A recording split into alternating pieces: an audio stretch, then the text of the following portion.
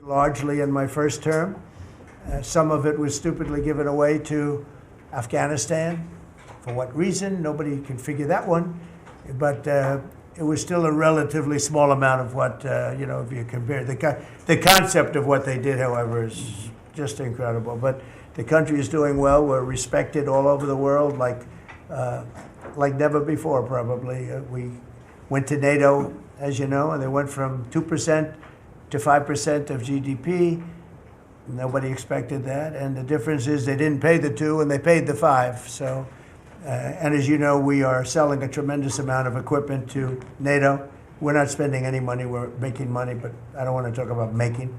I want to talk about we're no longer involved with funding Ukraine, but we are involved with trying to stop the war and the killing in Ukraine. So we're selling missiles and military equipment, millions and millions, and ultimately billions of dollars to the NATO people, where I'm very friendly and we have a great relationship. But that was an amazing trip. So they're funding the entire war. We're not funding anything. I think it's an important point to make because a lot of people don't understand that.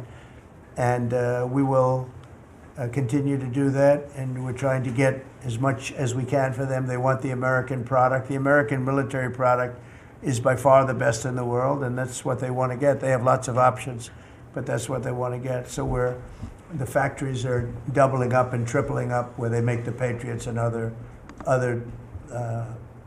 really, you could say, defense and offensive weapons. The wages for blue-collar workers are now rising at the fastest rate in 60 years, which is so important to all of us around this table. The average American worker has already seen a $500 wage increase this year, and there's no inflation because there's been decreases, tremendous decreases, with thanks to Doug and Chris and some of the people, the great job they've done with energy. Thank you very much. And Chris, thank you very much. I see you down close to $60 a barrel, and you'll be breaking that pretty soon, and that has a huge impact. So we have groceries are down, energy is way down. Energy is way down. It was $4 and $5 for a gallon of gas. Think of that for gasoline, and now it's probably $2.25. There are some places it's $2. It broke $2 at a couple of locations in the South. In places like California where they charge such high taxes, it's higher, but it's still much lower than what it was a year ago. So energy's way down, groceries are way down, eggs are way down. Thank you very much, Madam Secretary. You've done a great job. Appreciate it. When we came in, the eggs were through the roof. They were 4 times higher than they've ever been. And my first question from you people, well, what are you going to do with eggs? I said, what's the problem with eggs? That was caused by Biden, or whoever was operating the auto pen actually caused it, I guess, because I don't think he knew too much about eggs. Factories are booming compared to before I took office. Domestic auto production is going to be, it's going to be so thrilling in 2 years when you see the numbers, because they're building plants all over the country. They're all coming in because of tariffs. They don't want to pay the tariffs. And if they build their plant here, they don't pay the tariffs. And they're pouring into our country, and you know about AI and you know about but the auto plants, that's the good old-fashioned stuff that I love. The auto plants are pouring into the United States of America. They're coming from Mexico, they're coming from Canada, and they're coming from Europe, all over Europe. And it's been pretty amazing. So factories are booming. And when they actually open, right now they're booming in terms of construction. This is something given to me by Mark Zuckerberg. And you'll see, this is AI now. I never understood. I said, well, because I built shopping centers, and for $50 million, you can build a very nice shopping center. So I never understood when they said $50 billion for a plant. I said, what the hell kind of a plant is that? But when you look at this, you understand why it's $50 billion. So this is one he's building in Louisiana. That's Meta, Facebook, as people understand it to be. But look at that. That's the size of Manhattan. So that's superimposed over the island of Manhattan. It takes up a big part of Manhattan. I think they say 81% of Manhattan. So these are big things, and they're going up. A lot of them are going up now. I don't know that big. Actually, Mark is building 4 of them, and others are building similar places. And when these things open up, I'll tell you what, our country, we're leading China now in AI, substantially leading China. And the reason is because we're letting them build their own electrical facilities. We would need double the energy that if you take all of the electricity that we produce right now in this country, you'd have to multiply it times 2 or maybe 3 times. So 3 times more than we have right now for everything, to operate your toaster and everything else, okay? 3 times more. And the way we are able to succeed, because China goes out and builds these massive plants. They're right now building 58 coal, in this case, almost all coal-fired plants. And coal is back with this country too, by the way. You know, there's a reason they use it, because it's good. It works for them. And we call it clean coal. We don't call it coal, we call it clean, even very clean coal. But we have coal going up, we have nuclear going up. Nuclear is very much in vogue now. It's safe and inexpensive and great. We don't allow windmills. We're not allowing any windmills to go up. I mean, unless there's a legal situation where somebody committed to it a long time ago, we don't allow windmills. And we don't want the solar panels that I was speaking with the secretary about, because they take up, you know, thousands of acres of our farmland. You see these big ugly patches of black plastic that comes from China. And the solar is, you know, I like solar in some ways, but for firing up your big plants, it doesn't work. It's very unstable, but it really takes up your farm. The farmers are saying, you know, they're building these massive blotches in the middle of the fields all over the country. It's so crazy. It's so crazy. So we're not heavy into that at all. And windmills, we're just not going to allow them. They're ruining our country. They're ruining everyone. If you look at, I hate to mention countries, but you look at the UK, what's happened at UK, they have energy costs have gone through the roof. It's because of wind. They want to do everything, close up the northern parts of the country. They have oil that's tremendous, and they closed it up, and they've been building windmills all over the place. And I tell them, you're my friends, but man, you're gonna have a bad awakening very soon. It's gonna be very bad. They're ugly. They don't work. They kill your birds. They're bad for the environment. And if you look at them from a house, your house is worth less than 50%.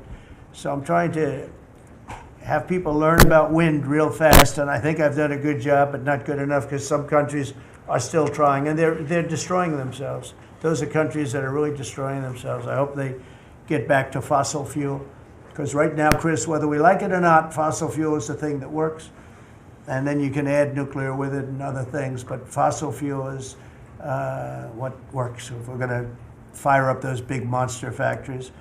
But if you look at comparing everything before I took office, domestic auto production is up 18,000 cars a month. And we haven't even started yet, because a lot of these plants aren't built. It's up 18,000 because Ford, General Motors, and a couple of others, Stellantis, they're taking their existing plants, and they're, as quickly as they can, they're adding on to them. So when their plants open, because they're building big, modern, beautiful auto plants, but think of that, we're up 18,000 cars a month, and essentially all they've done is try and utilize their space correctly as their big plants open up. It's going to be, I hope they remember that it was this way. I hope this table gets a lot of the credit for what's happening. It gets all of the credit, because this would have never happened. We were going out of business in every way. We were losing. All the car plants were leaving this country. Now they're all coming back in, and they are coming from Canada, and they are coming from Mexico, but they're coming from Germany. They're coming from all over the world. Domestic steel production is up by 100,000 tons of steel a week. We have a 50% tariff on steel, aluminum, and various other things. Copper just got brought into the picture, and that means people are going to want to make steel here. We just made a deal with U.S. Steel. As you know, we have an outside company come in, spend $17 billion on building new plants, new everything. It's great, and it stays right here in America. So we're doing amazingly well on steel, and domestic oil production is up by more than 300,000 barrels a day. That's a lot of barrels, and you're going to be talking about that in a second, I think, Chris and Doug. These two people have done a fantastic job, and we have the oil price down to about $62 a barrel. So just so you understand, because a lot of you like to talk about costs and prices, but I watch so much fake information. Product costs are down. Energy is way down. Energy brings things down. You know, with energy, that's what happened with Biden. He stopped our program, and then he went back to it when he realized that it looked like you're going to be paying numbers that nobody's ever seen, like $7 a gallon. You're going to pay $7 a gallon. They were up to $7.50. So then he immediately went back to the Trump plan that they terminated, but it was too late for them. It was too late. They blew it. They had a great thing going. I gave them something great, and they blew it. Since the inauguration, we've created over 500,000 new private jobs, and if you notice, when the numbers come out, government jobs are going down and private jobs are coming up, and that's what really fuels the country. It's easy to hire people and pay them for doing something that maybe is not very productive. But government jobs are down, actually substantially down, and private jobs are way up. And these are the jobs that make money, create a better life. Meanwhile, we've reduced the number of federal bureaucrats by 84,000. So we got rid of 84,000, and I think the job numbers, you're going to see the new job numbers are going to be through the roof because of all of the different businesses that are moving into our country. And not just production businesses, autos and AI, but any business you can think of. In the world of furniture, as an example, North Carolina, I went there many times when I built a lot of hotels and things, and I'd go to North Carolina, I'd buy the greatest, they were the greatest, most talented people. And then China came along and took all of those jobs away. If they would have tariffed them, China wouldn't have taken any of the jobs. But we had presidents that, honestly, and I like some of them, but they didn't know what the hell they were doing from a business standpoint, from running the country. And North Carolina, the most talented woodworkers that you've ever seen. I'd be there and I'd watch them. I'd say, I'd like to have a rail on that chair. Maybe, can you fancy it up a little bit? How about this, sir? And they'd hand me a thing. It was like they were artists. They were unbelievable.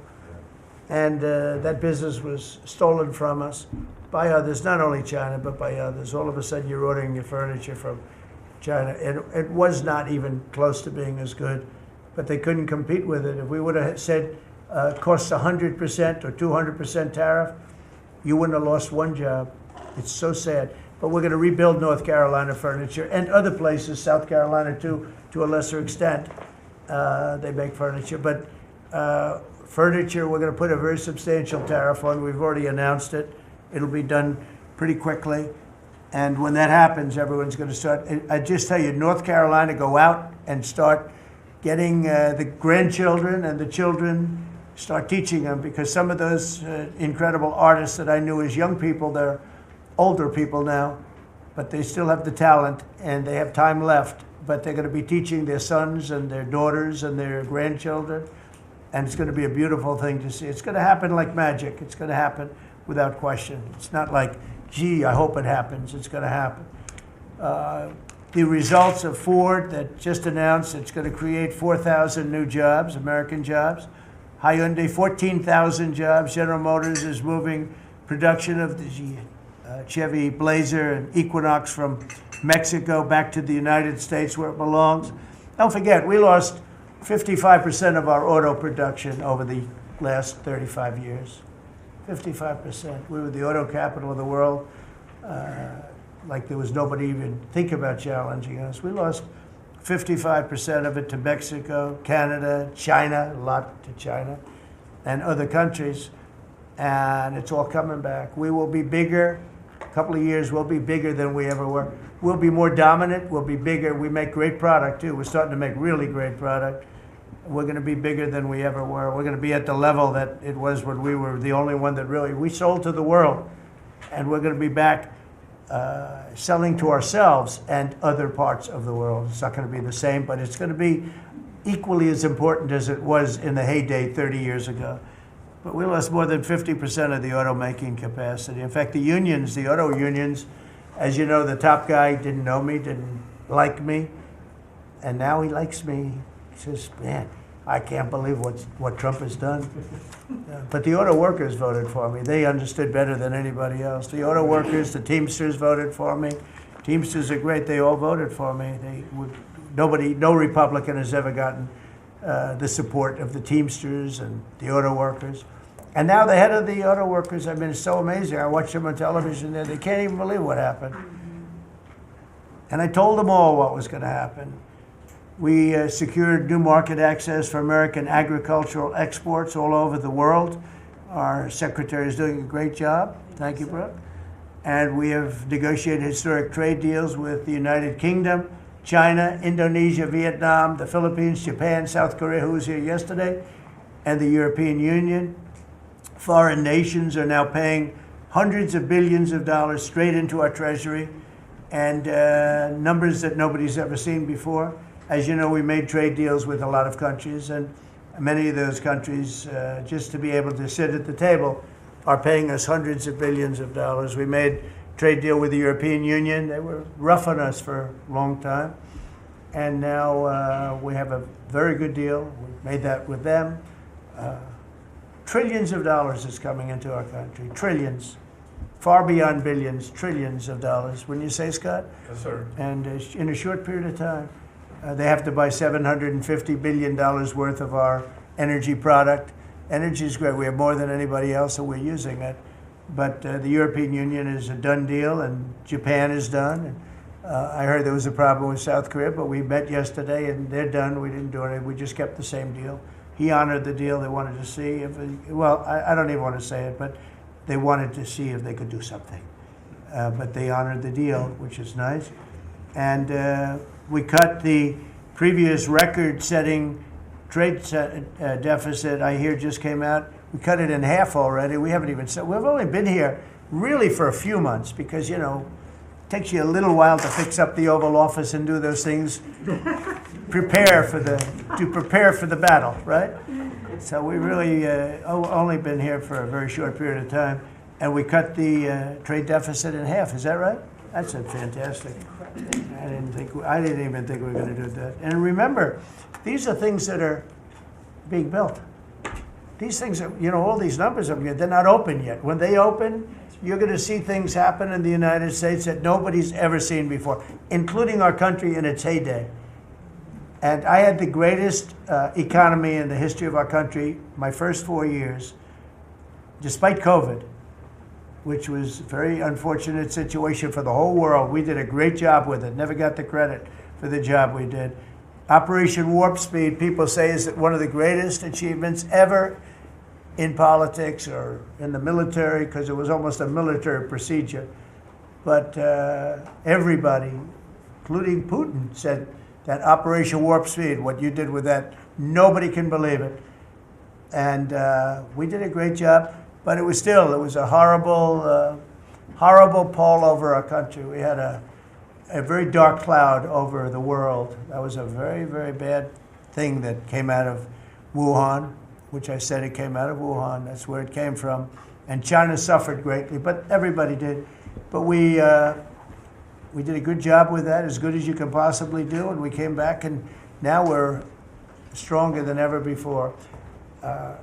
If I didn't win this election, this country was gone. I'm telling you, economically it was gone. None of the things that we're talking about would have happened. The whole world was robbing us blind. Friend and foe. They were stealing our jobs, our money, our factories. They were stealing everything. We would have been a shell. We would have been a bankrupt, broken shell. And that's the way it is. But we're doing just the opposite. Stronger than we've ever been. Last month, in a landmark achievement, I also proudly signed the largest working class tax cuts in American history.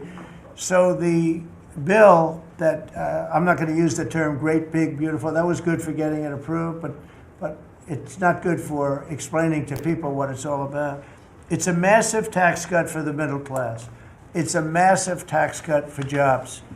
And it's, I mean, think of it, no tax on tips, no tax on Social Security. So seniors, I don't know how you can vote for anybody else.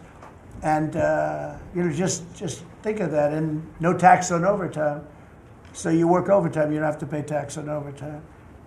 That's good. The Democrats don't know what they're going to do. So they have like this soundbite. You know, they have all these sound bites. They send it out. I don't know. Some guy sends out a word and everybody uses it, including the fake news. Some of you are here right now. I'm looking at you. And it's death. They use the word death. No, it's actually life. It's almost like a newborn life. It's not death. That's their soundbite. The bill is death. It's not. We strengthen Social Security. We strengthen Medicare, Medicaid. The job we've done on Social Security is, if the Democrats got in, Social Security is over because the country's going to fail. There won't be any Social Security. And I made that pledge to you. We're going to take care of Social Security, Medicare, Medicaid, and we're doing that in spades because the country is becoming so successful again. And it hasn't been this successful. I think in the end, it will never have been this successful. I don't think it'll even be close with what's happening. Every American is seeing a tax cut as a result of the bill. The average police officer will keep an extra $1,000 a year at least in overtime, and the average waiter or waitress will keep nearly $2,000 extra in the fact that they would have had to pay that kind of money on tips. And I never realized that the government was so strong on that. But waitresses, waiters would tell me that the government would go after them. Like it was horrible. That's how it all started with me. It just was incredible. And the biggest thing was, again, the $4 trillion that they found. They said, well, that was nice. They should have announced it. I could have told them that. And I don't know. It should be simple. But a lot of people didn't understand it. Actually, a lot of good people didn't understand it. But now they're saying, you know, Trump was right. They'd never seen anything like this. And I don't know what it is, Scott. They didn't understand what we were trying to explain to them was going to happen. Everybody's moving back to the United States because they don't want to pay a tax. If they're not here, they have to pay a tax. And it didn't seem that complicated, but it's working at a level that nobody can imagine. You know, this is working $4 trillion, but that's a big number. It's a number that nobody ever heard of before. But 4 trillion is exciting. But that's nothing compared to what's happening, because these places haven't even opened yet. Some of them haven't even started hiring yet. They're under construction. So it's construction jobs, but it's not the big number, and the big numbers, when they open, they're going to be very successful. It's a revolution. We're also working on things to ensure that the awesome power of artificial intelligence is used to benefit all Americans, including American workers and also American children. In that spirit, our wonderful First Lady has just announced a presidential AI challenge. It's going to be a very good challenge, I can tell you. She's put her heart into it, which will inspire the next generation to stay on the cutting edge of this vital technology. This is the new internet, the new computer, the new television, the new everything, all put together in one. This is why when I show you a picture like that, I mean, I show you this. This is a factory superimposed over the island of Manhattan, and you have many of them being built right now all over the country, or soon to start. Some of them have started. This one has actually started. That's in the great state of Louisiana. But the First Lady is working very hard on this, and it's an important initiative. And Melania, when she puts her mind to it, nobody can do better. There's nobody. So every young person should go to AI.gov to learn more, AI.gov to learn more. And you'll see it's a great challenge. I think it's going to be a very modern kind of a challenge that involves AI, which is very exciting to people. So I want to thank her, raise a lot of money for children. We're putting America first, and we're going to be putting the American worker first. And, you know, the Republican Party has picked up 4 million new people, 4 million. The Democrats have lost 2.5 million. Other than that, they're extremely happy. No, they're very depressed. They're very depressed. And their new box that they've fallen into is crime. There was a consultant on one of the shows this morning I was watching. I thought he was very good. He's a Democrat consultant. And he was screaming, no, no, don't let him do this to you. Don't let, it's another trap. It's another trap. what he's talking about, like men playing in women's sports. They said that's an 80-20. No, it's a 97-3. It's 97-3. Like transgender for everybody. They fought for it. They're still fighting for it. I saw a guy today, a politician that you all know very well, fighting like hell for men playing in women's sports. You don't understand. They're human beings also. Well, I agree they're human beings. But you can't have a 7-foot guy playing basketball with the women. You know, just one of those little problems in life. And we all have our place. That's okay. I've got my place too. But this guy's screaming, it's another trap. And this is the worst of all. He said, because this is crime. Trump is saying he's against crime and they're for crime. No, he's going, it was funny. No, it's a trap. Don't do it. And then I saw this poor, stupid Chuck Schumer, the guy. He looks like he's aged 100 years. And I don't like getting into looks. You know, looks don't mean anything, right? When you're in politics, looks don't matter. I look at Pam, I would never say she's beautiful because that'd be the end of my political career. Laurie, secretary. But I will tell you, this is the best of all. And they're going to fight me. Like this slob of a governor you have in Illinois. This poor guy got thrown out of his business by his family. I know the family. I was partners with the family. Nice family. I like the family, but he was no good. They threw him out. He's governor of Illinois. And he goes about Trump, we don't need his help. Chicago is the worst. These places are really bad. Crime in D.C. was the worst it ever was. You know, they make up stories. Crime in D.C. was the worst ever in history. And now, over the last 13 days, we've worked so hard.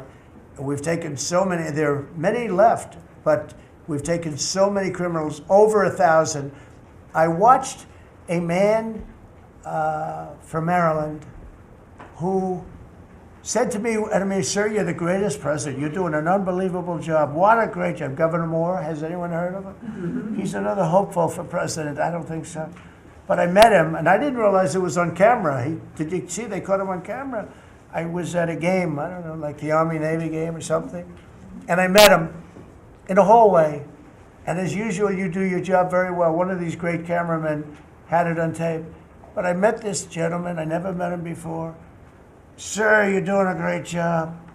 You're doing an unbelievable job. Thank you very much. But then he goes on television and says, oh, Trump is a dictator. He's a dictator.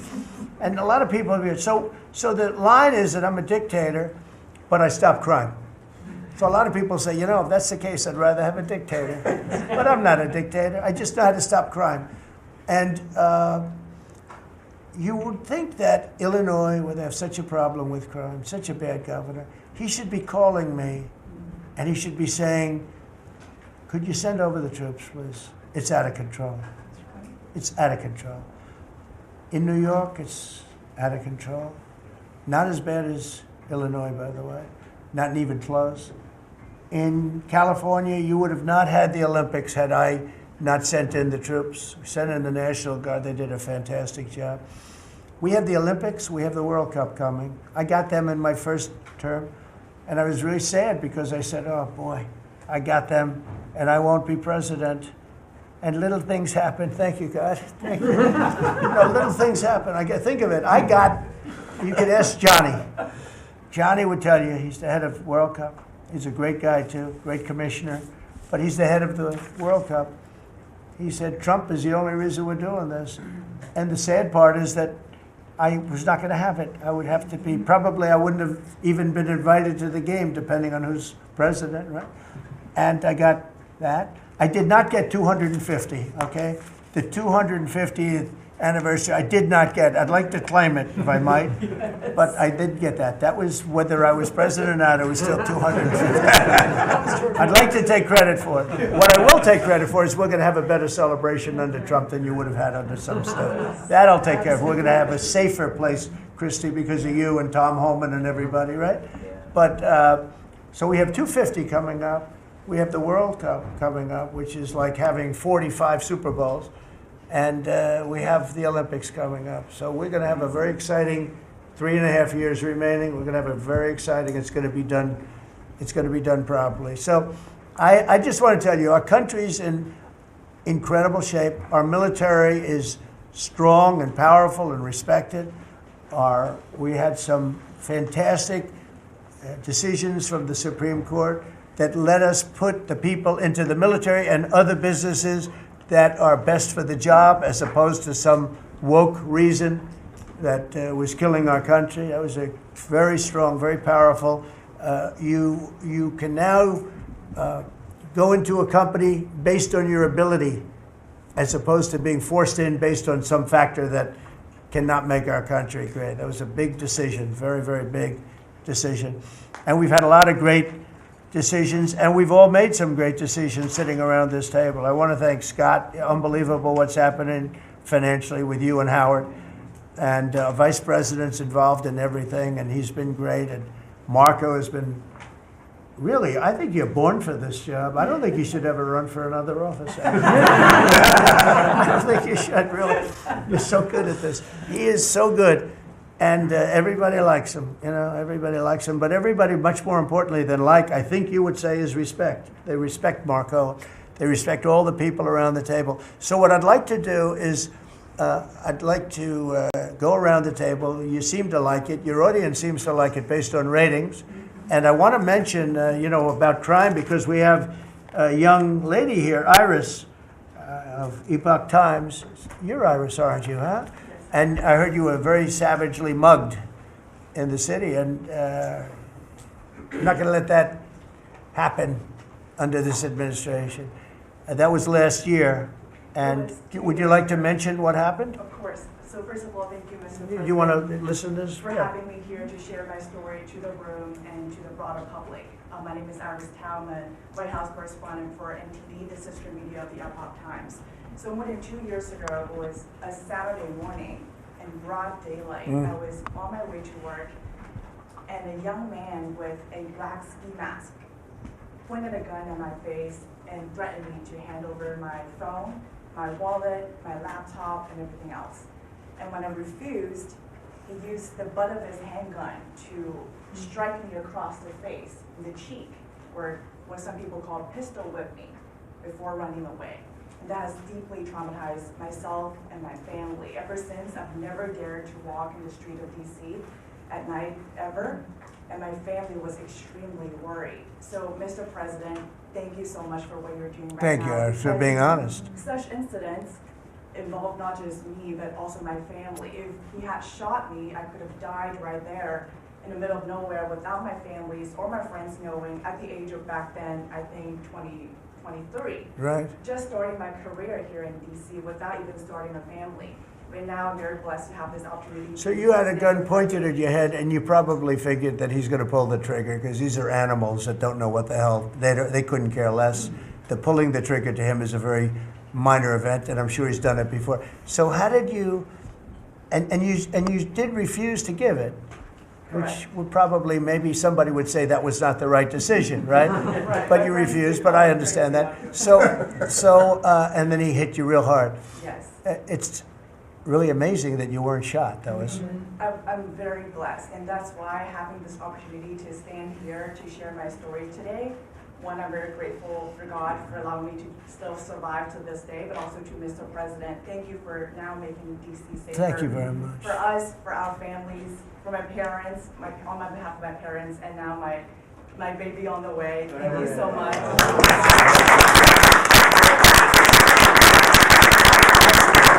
And there are other reporters and journalists, good people, and you don't have to say it, but that have also been attacked violently. And not violently, too, pretty badly. But, and I bet you see a big difference in the streets right now. And this is only 12 days, but people are telling me they're going out to dinner now. They haven't, I told the story of my friend, but I have a lot of friends that are going out to dinner all the time now in D.C., and they weren't doing it 12 days ago. They would never even think. One of my friends went out 5 times. It was 4 times the last time I told. Now it's 5 times. He said, I love going out to dinner, and restaurants are starting to open again. A lot of them closed because, nobody wanted to go into a restaurant. Nobody wanted to get to a restaurant or even sit in the restaurant. But you see a big difference now, don't you? I do pass by Union Station every day on my way home, and I do feel a lot safer seeing the trucks right outside, seeing the National Guard troops members right outside. It does make me feel like I'm hopeful about DC again, and one day hopefully we can raise our family here. Thank you very much. That's nice. And those are tough troops, too. Those are not politically correct troops. We don't have politically correct anymore. We have tough guys, tough people, including some tough women. But we have tough people, and when you look at them, I'll tell you, they showed one scene where a bunch of Deregulatory guys or whatever, maybe MS-13, maybe MSDNC, okay? Because to me, they're worse. I think they're worse. MSNBC maybe is worse than Deregulatory. Real scum, real dishonest people. But anyway, they went into this gang. I think it was Deregulatory, Venezuela, and they weren't nice to this group of people. The gang was calling them sir. Yes, sir. Yes, sir. Get out of here. Get the hell out of here. You're no good. Get out of here. And yes, sir. Yes, sir. Yes. These are people that beat up people all day long, and they're calling these soldiers. That's what they are. They're real soldiers. There's no games. I said, you don't have to be politically correct. And you know the way they used to spit in the face of the soldiers, with the soldiers standing like this, and you'd have some guy or some woman sometimes screaming at them from 1 inch away. They're standing there, and they're told you cannot do anything, and they start spitting, actually spitting in their face. And I said, you spit, we hit. And they're totally authorized to do that, all of those things. But your story is great, and there are other stories here, but they don't have to tell them. But some people are ashamed to tell them. They don't want to tell them. But it was like a jungle, and it's not a jungle anymore. And it's going to get so good that this will be the safest capital there is. It'll be one of the safest places in our nation, anywhere. And right now it's one of the most unsafe places, but not now. 12 days ago, it was the most unsafe place in our nation. And they have to stop issuing false crime numbers because, I heard the mayor, and I like the mayor, fine. I don't care if I like her or not. If she did her job, I wish she were a horrible person who did her job. But she's probably nice, I guess. I don't care. I want her to do a job. But they issue false numbers. She said, crime is down, before we got, now they can say crime is down. Crime is very much down. But what they did is they issued numbers. It's the best in 30 years. Not the best. It's the worst. It's the worst. It's much worse. And they gave phony numbers. And then they fired the man who didn't want to write the phony numbers. He got fired. And I guess that whole situation's under investigation because it's a very important thing, Pam. If they're going to give these phony numbers, it's a false feeling that you get crime, you have to do something about it. And you can't go around saying, oh, Washington, D.C. safe, if it's not. It's going to be very safe very soon. It's very safe right now. You're going to go out, have dinner. People are going out all over the place. They're walking. I have people that work in government, strong, tough cookies. They can take care of themselves. But it doesn't help to have big, strong muscles. And I work out. If a guy's over there with a gun shooting you in your face, you can be the strongest guy in the world. A guy has a gun, shoots you in the face. It doesn't matter how much you've worked out, how many weights you've lifted, how hard you worked. And so we have the toughest guys and we have the best guys. And I'm willing to go to Chicago, which is a big trouble, but we have a governor that refuses to admit he has problems, huge problems. Baltimore, Wes Moore was telling me I want to walk with the president. Well, I said, I want to walk with you too someday, but first you got to clean up your crime because I'm not walking in Baltimore right now. Baltimore is a hellhole. And this guy, I don't even think he knows it. He's another candidate for president. Between him and Newsom, you got some real beauties, I'll tell you. But if we didn't go into Los Angeles, you wouldn't have the Olympics, in my opinion. You wouldn't have the Olympics. We went in, and the sheriff, the boss, Said, thank God they're here. You could see his tape. He said, we were not able to control what was happening. That was the sheriff. And he said it loud and clear. And, they're suing us for going in and cleaning up crime. And yet their own sheriff said, on the first or second night, he said, we could have never handled. That was going to be, you were not going to have the Olympics or the World Cup, because that would be, there wouldn't be anything left. They shouldn't have lost 25,000 houses. The water was turned off from the Pacific Northwest. And I was after them in my first administration, turn on the water, turn it on. Nobody could have believed this could have happened. But they had no water in the fire hydrants. They had no water in the sprinkler systems that people put up in their ceilings. There was no water. And yet we have tremendous amounts of water. They send it all into the Pacific Ocean, trying to protect a certain little fish that's not doing well, because it doesn't do well without water either. And it shouldn't be protected because it shouldn't be a protected species. But I think that's actually just an excuse. I actually think these people are sick. There's something wrong. So we send hundreds of millions of gallons of water a day into the Pacific Ocean. They turn a valve, and the valve heads out, and we turn the valve back. I actually had to do it using force. We turned the valve back, and now they have water, but not as much as they should have, because they should, and I'm telling Gavin Newsom by this conversation right now, turn the rest of the water on. Turn it on. So things are done that are so sad in this country. Lack of common sense. I like to say the Republican Party is the party with common sense. We're smart, we're sharp, we're this and that. They're smart, but they're radical left people. And they can't help it. They're very smart, but they're radical left, and they're destroying our country, but they're not going to destroy it anymore. So we picked up millions of people in the Republican Party. They lost millions of people. And I think we're going to do very well in the midterms. And I just want to say one other thing, and that's medicine. The cost of medicine all over the world is much cheaper than the United States, because for years the world pushed us around, including our friends. And you go to Germany, you go to England, you go to different places, and you go to a store, and it's sometimes 10% of what we pay in the United States, because they said, nope, we're not paying any more. You charge the United States. This went on for 25, 30 years. And I invoked favored nations. I said, I want to pay the same as they're paying. And Bobby Kennedy is doing a good job, and Dr. Oz is doing a good job. And I asked them, I mean, other than the basics that they're doing on autism and other things, which we got to solve that problem because it's crazy what's happening, it's out of hand.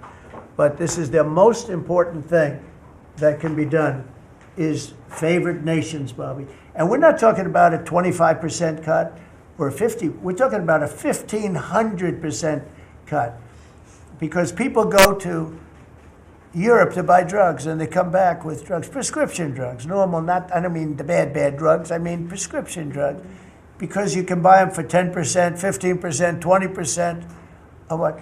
So they're going to go up in price. And I told the countries, and I get along good with all of them. I mean, you could ask I get along good with all of them. But I said, I told them, I said, you're going to go up a little bit, because it's the world. It's the world. So more people in the world than we have. We're going to go down a lot, and they're going to go up a little. And it's called equalization. We're going to have equalization. So we pay the same price as the lowest drug sold anywhere in the world.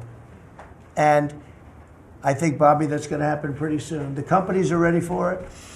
They had to go for years. I was with a very great gentleman from Eli Lilly. I think he's an incredible executive. I mean, I'll mention the company, and I'll mention him, because we had this argument my first term, and then we had it in my second term. In my second term, I wouldn't stop until I won the point. And he threw up his hands. He says, you're right, I can no longer defend it. I can no longer defend that a pill that's made by Johnson & Johnson in a factory, in the same factory in the United States versus a place in Europe or other places, including Canada, by the way, you could buy it for 10% or 15% or 20%, the cost of what we're paying. Where we'd pay 5, 6, 7 times more money. He said, it's the hardest part of my job, defending that. I'm not going to do it anymore. I'm saying that we have to get down to business. And that's a great company. He's done a great job, and I appreciated it. And it really broke the ice because they were sending, well, we have to do research and development. Well, you have to do it for Germany and all these other countries too. Well, they think the United States should bear it. I mean, I heard this stuff and I finally said, it's over. Now, you have to have somebody that can get these countries to do it. I told them, if you don't do it, we're going to charge you a 25% tariff on everything you send into our country. That's much more money than what we're talking about. Then we have to get the drug companies to do it, and they'll do it because we have tremendous power over the drug companies too. So we're going to get it done. I just hope we get it done fast, Bobby, because this thing should go fast. But we're going to get, the cost of medicine is going to be 1,000%. Think of that. Not 2%. And I'll just tell this last story. When I was in my first term, in my last year, I was so proud of myself because drug prices went down for the first time in 28 years under my administration. You know how much it went down? 1/4%. And I was so proud of that. And I held a news conference, I think you'll be able to find it, congratulating myself and my administration because for the first time in 28 years, drug prices went down 1/4%. That little tiny, but it still went down. And I thought it was great. And then I realized, it's a very complicated business and formula. You got to be very smart. I said, we're really getting ripped off by the whole world. The whole world is ripping us off. And what happened is I got on this kick and I got the drug companies to agree. And I got countries to agree. And they're not agreeing because they think I'm a nice person. They're agreeing because I will put charges and costs and tariffs onto them that will be many times more than what they're going to be paying. So the companies are there and the countries are there. And we got to get it done, Bobby. We got to get it done. And we're going to have the biggest price of it. Now, that's going to lower Social Security, Medicare, Medicaid. This is going to lower everything because drugs go for everything. It's going to have the biggest impact, I think, of anything that can possibly be done. But your costs are going to be going down for medicine, for prescription drugs, will be going down at levels that nobody ever thought possible. And that's going to happen in a matter of a very short period of time. And we're all set with the countries, and we're all set with the companies. That's all you need, the two. And the middleman gets cut out. Under this scenario, the middleman doesn't exist anymore. That was the other thing. They always blamed the middleman. I said, who are the middlemen? Nobody knew who the middleman was. That's right. They had the most complex formula. It was genius, but they didn't get away with it. So I'm counting on Bobby. Do you want to start, Bobby? Maybe we'll start with you. You can start with that and then go on to what we're talking about. We are deep into MFN negotiations, most favored nation status negotiations with 14 companies.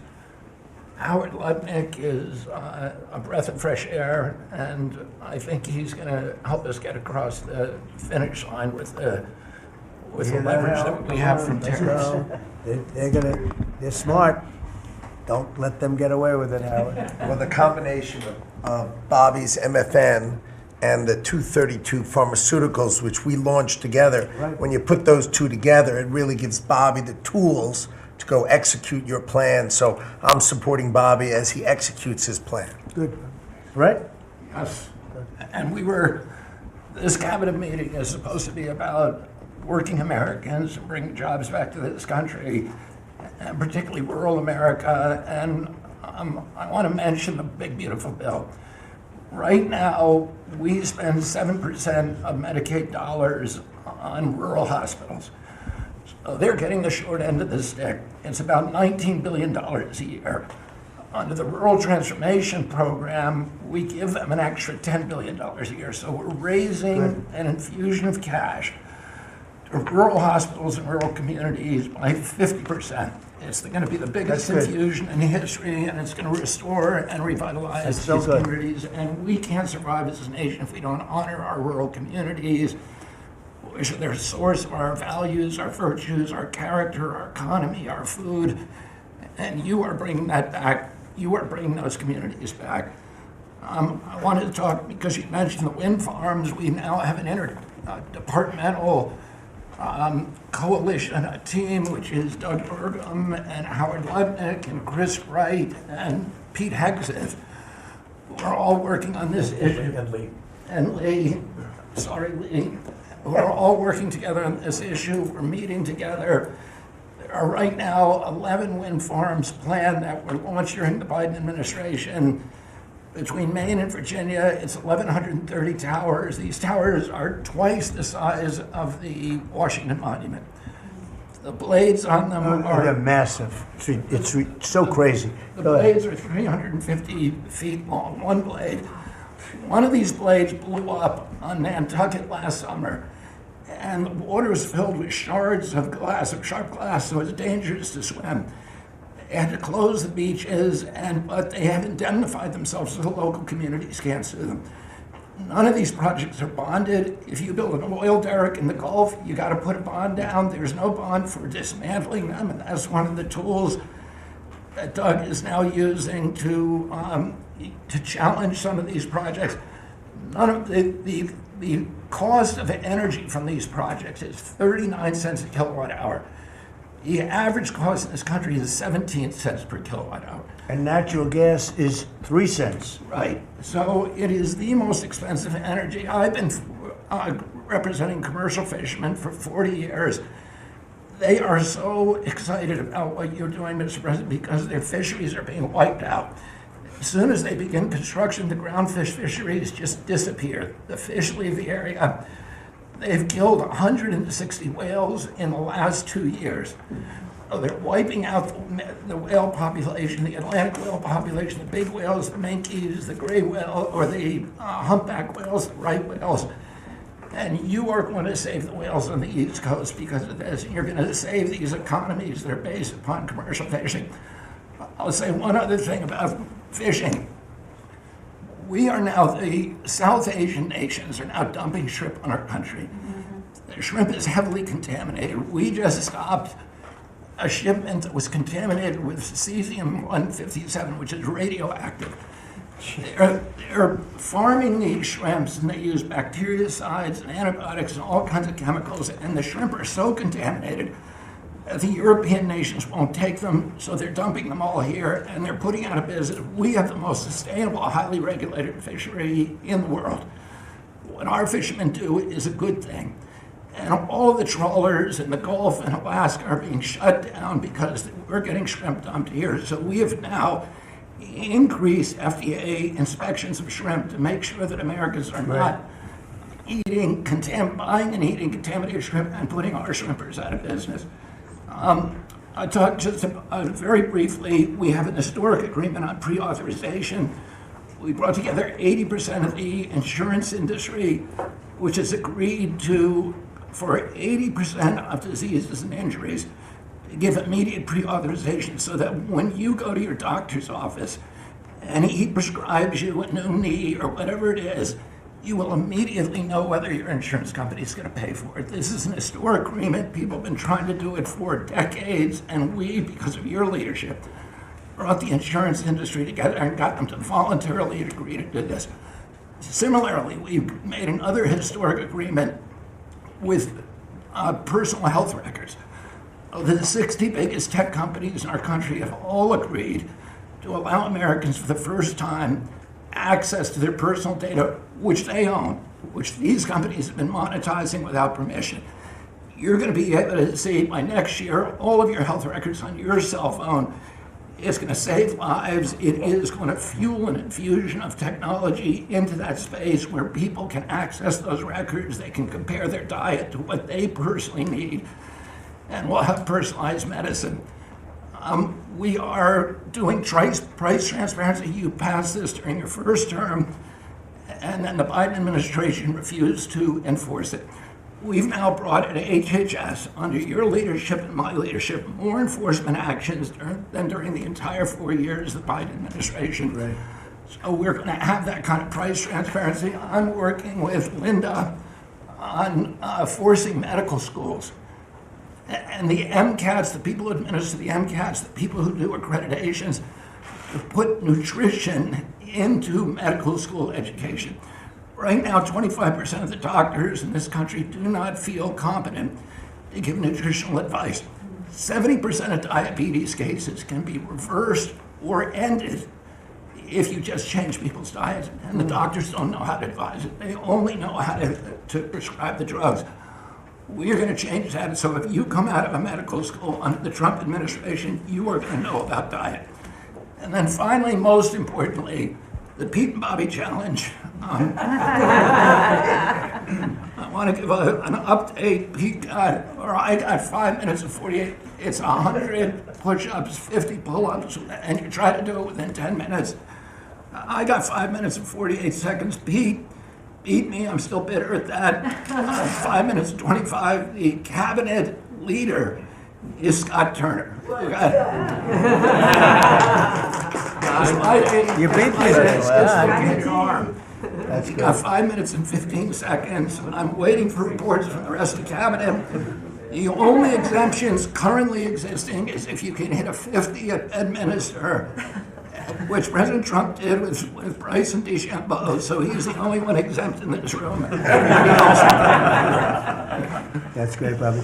Bobby, autism, if I could just, I don't want to go too long because we have a lot of people, but the autism is such a tremendous horror show, what's happening in our country and some other countries, but mostly our country. How are you doing on that? We are doing very well. We will have announcements as promised in September. We're finding certain interventions now that are clearly, almost certainly causing autism. And we're going to be able to address those in September. It's such a big day. I'm looking forward to that day because there's something wrong when you see the kind of numbers that you have today versus 20 years ago. And those numbers, what are those numbers, Bob? Well, in 1970, the biggest epidemiological study in history was done in Wisconsin. They looked at 900,000 children, and they were looking for autism. They knew what it looked like, and they were very, very precise about it, and they found an incident rate of 0.7, in other words, less than 1 per every 10,000 children. Today, our most recent numbers are 1 in every 31 kids. It's probably actually much worse than that because California, which has the best collection system, is reporting 1 out of every 19 children, American children, has autism, 1 in every 12.5 boys. So it's gone from less than 1 in 10,000 in 1970 to 1 in 12.5 boys. Think of those numbers. So there has to be something artificially causing this, meaning a drug or something. And I know you're looking very strongly at different things, and I hope you can come out with that as soon as possible. We will. So 1 in 10,000, and now it's 1 in 31 or 34 or 12 if it's a boy. Can you imagine that? 1 in 12. That's for a boy. 1 out of every 12.5 boys. It's not even believable that could be. And that was 1 in 10,000 not so long ago. I've been hearing these numbers, and they get worse and worse every year. There's got to be something. I think there's nothing, including favored nations and everything else, there's nothing that can be, if you can find out the reason that that's happening, and I know we're gonna do some things. I think we maybe know the reason, and I look forward to that press conference, to be with you on that press conference. That's going to be a great thing. Thank you, Bob. You're doing a great job. Linda, how about it? And we want nothing less than $500 million from Harvard. Don't negotiate, Linda. They've been very bad. Don't negotiate. Go ahead. All that's working well. Mr. President, thank you very much. Since we are focusing today on Labor Day, and I know that Kelly and Lori are both going to echo some of the things that I'll say as well. We are really focusing, on our workforce. But what I'm finding with great joy around the country is that states really are being innovative and working more with middle schools and with high schools to make sure that we are having hands-on learning. There are pathways to jobs that are happening now. And if we see more and more of our community colleges working with our middle schools and our high schools so that high school students are graduating not only with a diploma, but a certificate that they have worked with, perhaps with a Toyota or another company that is coming in, public-private partnerships. And they're learning on the job so that when they graduate from high school, they're ready to go into the workforce. Because we know with all of these wonderful jobs that are coming back into the country, through AI, through just our normal jobs, we need electricians, HVAC operators, etc. If we don't have this training, we're not going to have the workforce we need for all these wonderful jobs. So governors are really excited about this prospect. I've been now to several states and visited community colleges and tech schools with governors, and they're just all on board for getting this done. I think it's one of the best things that we're hearing relative to the job market. So we're just kind of focusing on that for today. So we're bringing education back to the states, to put it in a more simple fashion. We're going to let the states educate our children again. And, you know, we're rated out of 40 countries, we're 38, 39, or 40. So obviously, it's not working what they've been doing for the last 30, 40 years. And if you go back, the best are like, or gave Indiana, or gave, and I don't say every one of them, you know, a guy like Gavin Newsom's not going to do well. Certain states won't do well. But even California, you cut it up into sections. You have Riverside, you have this, you have that. You cut it into 5 sections. And, you know, if you had a good governor, you'd be able to do well. But certain states will be able to compete with Denmark, Norway, Sweden, and everyone. It'll be just as good. So I figure you have close to 40 of those states. Mm-hmm. And then you'll have 10, you'll have 5 that won't be very good. You have 5 disasters, and we'll have to work on those disasters. But for the most part, we will have education that will go zooming up in those charts, just like we have in everything else we've done. And I think it's one of the most important things we're doing at this table. So bringing education back to the states where you have the parents running it, where you have the school boards, they're local. We have people running from Washington that have never even been to the state that they're in charge of. They've never even been there, and I don't think they care about it. So we want to close up the Washington buildings, sell the buildings off, let somebody else get rich with the real estate, because it'll be a crime-free city. By the way, speaking of that, anybody murders something in the Capitol, capital punishment, capital punishment. If somebody kills somebody in the Capitol, Washington, D.C., we're going to be seeking the death penalty. And that's a very strong preventative. And everybody that's heard it agrees with it. I don't know if we're ready for it in this country, but where you have it, it is, we have no choice. So in D.C. and Washington, states are going to have to make their own decision. But if somebody kills somebody, like you could have been killed, very lucky you didn't get killed, it's the death penalty, okay? Fantastic job you're doing. Thank you, Linda. Very much appreciated. How are you doing with the colleges, by the way? You're doing some pretty good work in terms of getting them to treat people fairly.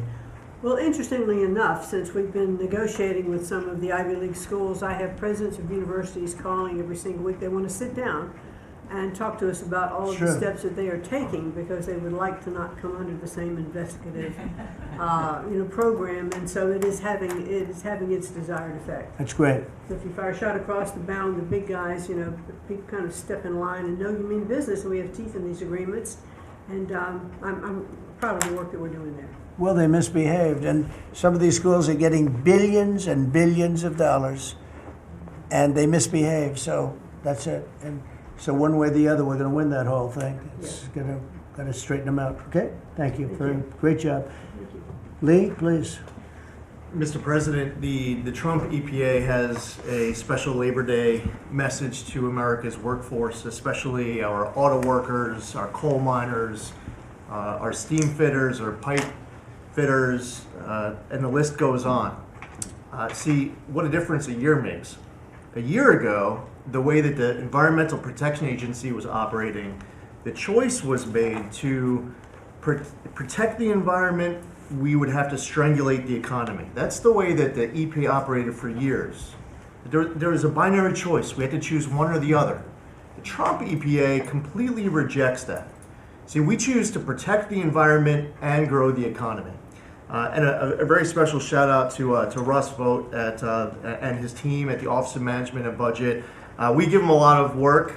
He's happy to do it. Dozens of different deregulatory actions. We just announced a proposed rescission of the 2009 Obama EPA endangerment finding, all of the light, medium, and heavy-duty vehicle regulations that followed. It is the single largest deregulatory action in the history of the United States government. And when you add up the dozens of different actions that we have announced and that we're working through, in one agency in 1 year, we'll do more deregulation than entire federal governments have done across all agencies, across entire presidencies. And what we are accomplishing would not be possible if not for the support of the rest of this team you've assembled around this table. The well-oiled, well-wired machine at the White House, led by Susie Wiles, and the DCOSP, the policy shop, led by Stephen Miller, they have been amazing to work with. I was just in Iowa with Administrator Loeffler, who made an announcement with Secretary Rollins to reverse the deratement on diesel exhaust fluid systems. Mr. President, you said you wanted water flowing faster. Working with the Secretary of Energy, we've done our part to do that, to get gas cans flowing faster, to stop that annoying start-stop feature in vehicles.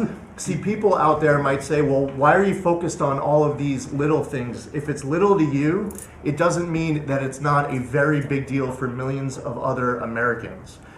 The charge was clear when you called me in November and you asked me to do this job. Clean air, land, and water for all Americans. Unleash energy dominance. Advance cooperative federalism, permitting reform, make America the AI capital of the world, bring back American auto jobs. What we are accomplishing now, again, wouldn't be possible if not for your leadership. I'm grateful to the American people for electing you and our amazing Vice President. I was just in Mexico City announcing and signing on behalf of the Trump administration an agreement with Mexico for a permanent solution for the Tijuana River sewage crisis, which you have been so outspoken and passionate about in our conversations. It would not be possible if not for Secretary Rubio, Deputy Secretary Landau, U.S. Ambassador to Mexico Johnson. The team at the State Department has been incredible. The work with the NEDC on permitting, to be able to get new pipelines built, to get new factories started. The list, it's amazing. You know, somebody out there might not realize the relationship between the Environmental Protection Agency and the Department of Defense. The amount of work with Secretary Hegseth and the Army Corps, from responding to the LA wildfires, to getting more water flowing in California, which is also something that Secretary Burgum is involved with, to helping the farmers, the ranchers and landowners to revise the waters of the United States definition so they don't have to go hire an attorney or a consultant to tell them whether or not a water on their property is subject to federal regulation. Thank you for putting this entire team together. It's an honor to be at the Trump EPA, where we choose to both protect the environment and grow the economy. It's a very happy Labor Day for America's workforce. And Lee, in Los Angeles, if you could, because of the fires, Lee was there, and as you know, we have very strict federal rules having to do with the rebuilding of those houses. And Lee was able to get the approvals done for everybody immediately. It was so fast, nobody could believe it. And the mayor and the governor still haven't gotten their approvals. And they're going to have riots out there for that reason. These are great homeowners. They want to build a house. They can't get approved because you have the mayor, Bass, who has no idea what she's doing. And you have a governor who is just such a bad governor. And the people are unable to build their house. The toughest permit to get was the federal permit by far. And yet he got them all in a short period of time after the fire. How long did it take? Well, Mr. President, you came in, signed an executive order, and told the EPA that we had less than 30 days to complete our hazardous material removal, which the initial response, once all of our heart rates went down a bit, was just to figure out how to get it done. We got it done in just less than 30 days. The Army Corps of Engineers then comes in for the debris removal. The federal government, in clearing over 13,000 properties that were destroyed, because of these wildfires. We've got to the point today where property owners all across Los Angeles, they're grateful to the Trump administration.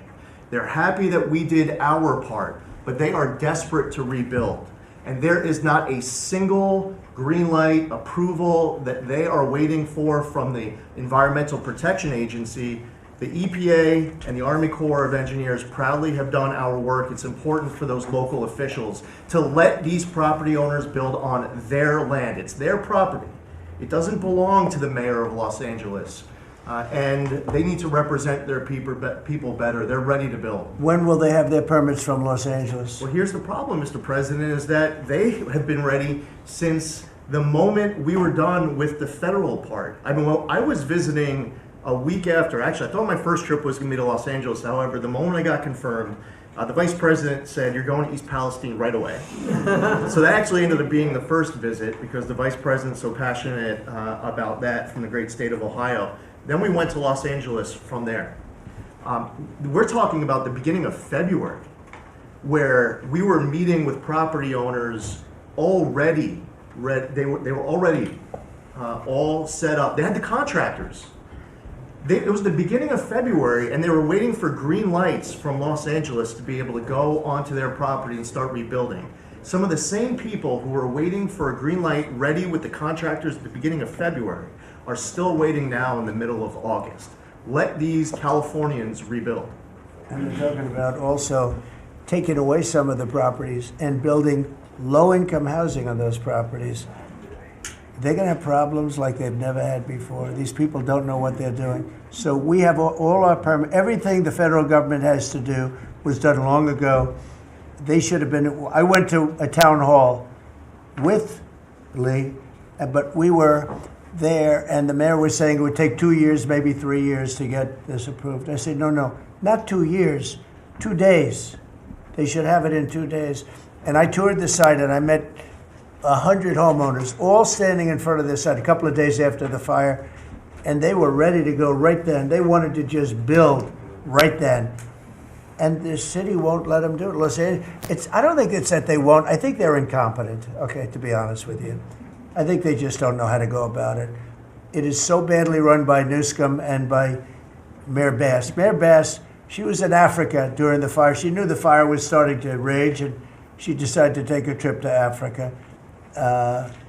These people they're just bad. You know, you talk about make America great again. They could never make America great again, but we are doing that. Congratulations, you found some interesting things, Tulsi. Sir. She's becoming a bigger and bigger star every day. She found a lot of good things. Go ahead. Thank you, sir. As we approach Labor Day weekend here, this is just such a great opportunity really to recognize your leadership as a true champion for working people. And I know we'll hear, as we go around the table here, how your focus singularly on putting the well-being and interests of the American people first is that common thread that we're seeing in your policies being implemented across your administration. For ODNI, number one, our focus is and must always be making sure that our intelligence community is focused on our mission, keeping the American people safe, secure, and free.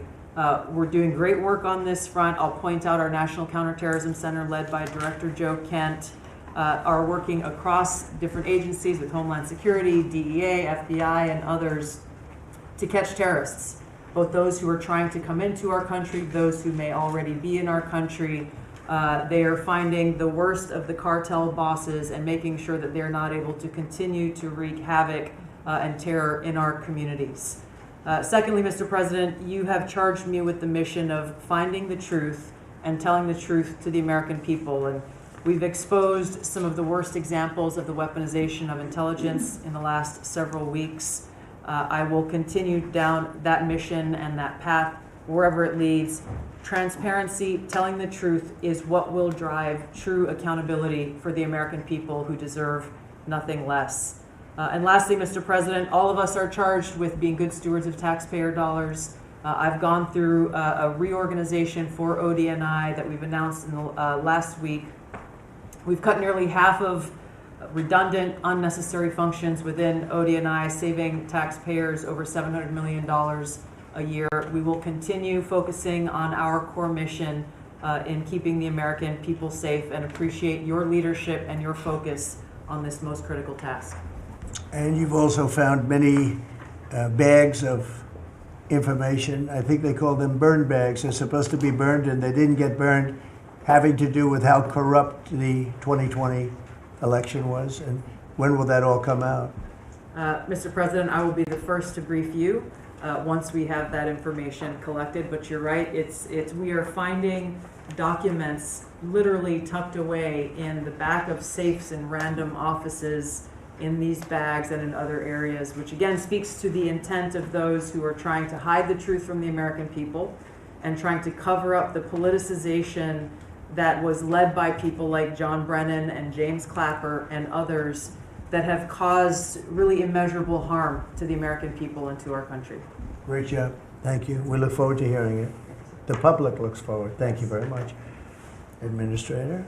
Thank you, Mr. President. Well, everyone knows there's no stronger advocate for hardworking American families than you, sir. Thank you for the largest tax cut in American history for working families. The average family of four is going to save about $10,000 take-home pay more a year. And what we're seeing is an increase in the child tax credit, the increase in the standard deduction. Hardworking families are going to benefit from this bill, and small businesses. There's no bigger beneficiary than Main Street, because small business makes up 99% of all businesses in this country. I've traveled to nearly half of our states, 24 unique states. I've made 40 state visits. In fact, I was with our great vice president at a small business manufacturer in Georgia last week. I was with a trucking company in Ohio. I was in Michigan at a motorcycle manufacturer. The return of Made in America is going to be driven by small businesses, because 98% of all of our manufacturers in America are small and medium businesses, 600,000 factories that employ 5 million people. And as Secretary McMahon mentioned, this work-based learning that is going on in professional and trade schools is real. I've visited them from Utah to Maine to Georgia and seen this revolution in education happening. So small businesses need skilled labor. Now that you solve for inflation, for the taxes, every Democrat voted for a $4 trillion tax increase on the backs of hardworking Americans. And so you prevented that. And now we've got fair trade. And thanks to Administrator Zeldin, we're seeing deregulation. I mean, this diesel exhaust fluid crushed farmers and construction and other heavy industry. So rolling that back makes a real difference for small business. And your domestic economic agenda is amplified through small businesses, which is why small business optimism is above its 53-year average, finally. Yeah. And so Main Street appreciates it. What Main Street wants now is a rate cut. They feel burdened by high interest rates. They would grow higher and expand more if they could, but the interest rates are really hurting them.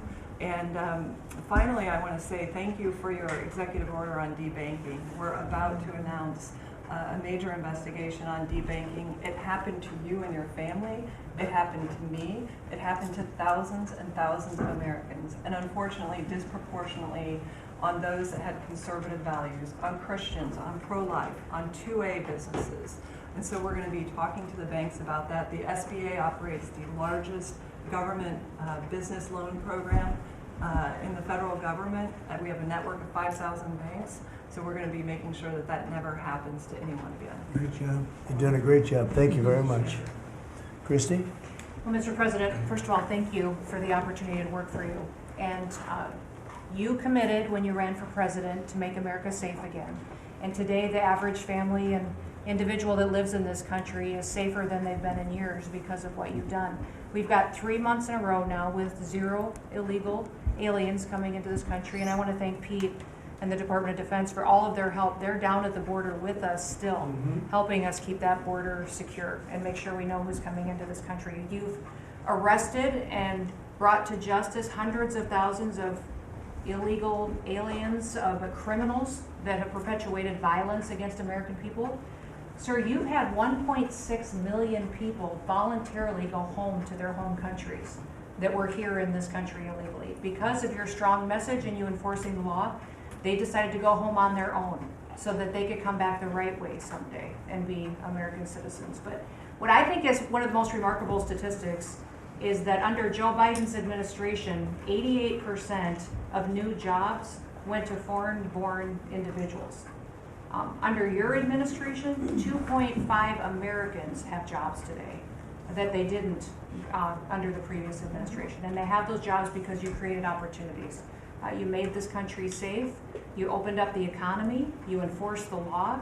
Now people can get up and provide for their families and go to work every day and be confident in that. And the last thing I would say is that it's incredibly important to know that every one of those illegal aliens that has gone home, they were costing us about $8,700 to $9,000 a piece in what they were taking out of our social programs, out of Social Security. You've saved this country billions of dollars, about $15 billion, just in what those illegal aliens were costing us in social programs. I've cut over 450 different contracts at the Department of Homeland Security. We're getting rid of corrupt ones that were not efficient for taxpayers, weren't focused on our mission of keeping us safe. And we've also renegotiated and brought in our biggest vendors that said you have to do better. And we've saved the taxpayers over $13 billion doing that as well. So we're continuing to be accountable to taxpayer dollars, but sort of focused on doing the mission of what you've committed, and that's to keep us safe and to make sure we put Americans first. Well, great job, and great job on the border. We had millions and millions of people coming in. To think 3 months in a row, 0. Incredible. That's some job. Thank Tom and everybody, and Pete, good job. Not surprised. Thank you very much. Chris, please. Chris. Sorry about that, Mr. President. Like Secretary Noam, I'm thrilled to be here to work with you on the simple platform you were elected on, which was to bring back the American dream, to bring jobs and opportunity for families across the country and to lower their costs so they can live their lives and expand the choices they have. You led off today talking about gasoline prices. I'll throw in diesel. If you correct for inflation, they're at multi-decade lows. This is a huge expense. This is a huge constraint on people's lives. We should celebrate that. Natural gas has become our main industrial fuel powering factories around the country. Natural gas prices are quite low in this country, and they're lower than in any country in the world. The reason for that is the United States produces 2 times more natural gas than the second largest natural gas producer in the world, and 4 times more natural gas than the number 3 and number 4 producers in the world. So you've opened up American opportunity and energy together with the work of Secretary Burgum, Administrator Zeldin, Secretary Lutnick, Secretary Rawlins. You know, we've made it easy to produce energy in America again, and those benefits are flowing. I could go on about this stuff forever, but let me talk about one specific area of energy, electricity. That's in the front of people's minds. When the day you were inaugurated, we get hold of all the data. We can look at the resource plans of utilities across the country. What you inherited when you arrived was a plan over the next 5 years to close 100 gigawatts of reliable electric generation. So that's 100 large power plants. Now that was offset with a plan to build 22 gigawatts of reliable electricity generation. Their plan was to close more than 4 times as much electricity generating capacity as they were going to build in that 5-year period. How do we lead the world in artificial intelligence if we're shrinking our supply of reliable electricity? How do we reshore steel and aluminum and automobiles and semiconductors and all those jobs Americans want back in our country when we're degrading and shrinking our energy system? We were going to hand that leadership to China in artificial intelligence, not just to our economic loss, but to our huge national security loss. Your team around this table, and almost everyone around this table is involved in it, is just to completely pivot dramatically. We're stopping the closure of all these plants way before their retirement date. Some plants get to their end of life. That's a small percent of the planned closures. Most of those were just political nonsense at the cost to American taxpayers. So we have rapid new construction of power plants under in the United States. We're doing everything we can with suppliers who build the equipment for these power plants. They've got to build their factories bigger to build power plants in America. People thought those days were past. We weren't going to build big things in America anymore. We're just going to keep sending it over to Asia and overseas and just buy other people's stuff. Totally nuts economically, totally nuts for national security, and of course crushing for working Americans, particularly Americans that work with their hands.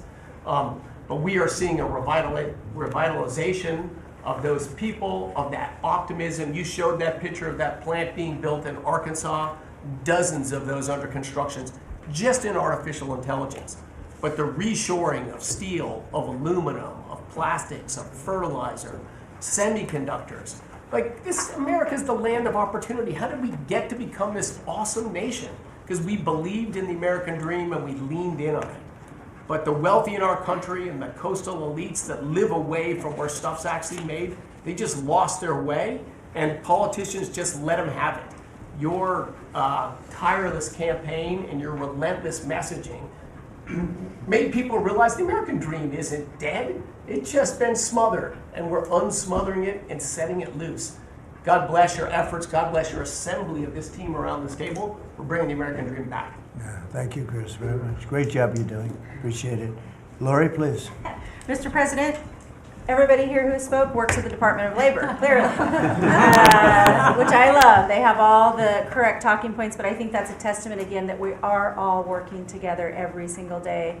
We talk to each other often, and the workforce, the skilled workforce, the education factor, retirees, it's been so important because they all touch the Department of Labor, and I have the opportunity to work with every single one. If you all haven't stopped by the Department of Labor, Mr. President, I invite you to see your big, beautiful face on a banner in front of the Department of Labor, because you are really the transformational president of the American worker, along with the American flag and President Roosevelt, because we're bringing business and labor together. And I was so honored to unveil that yesterday, and everybody is taking note of that.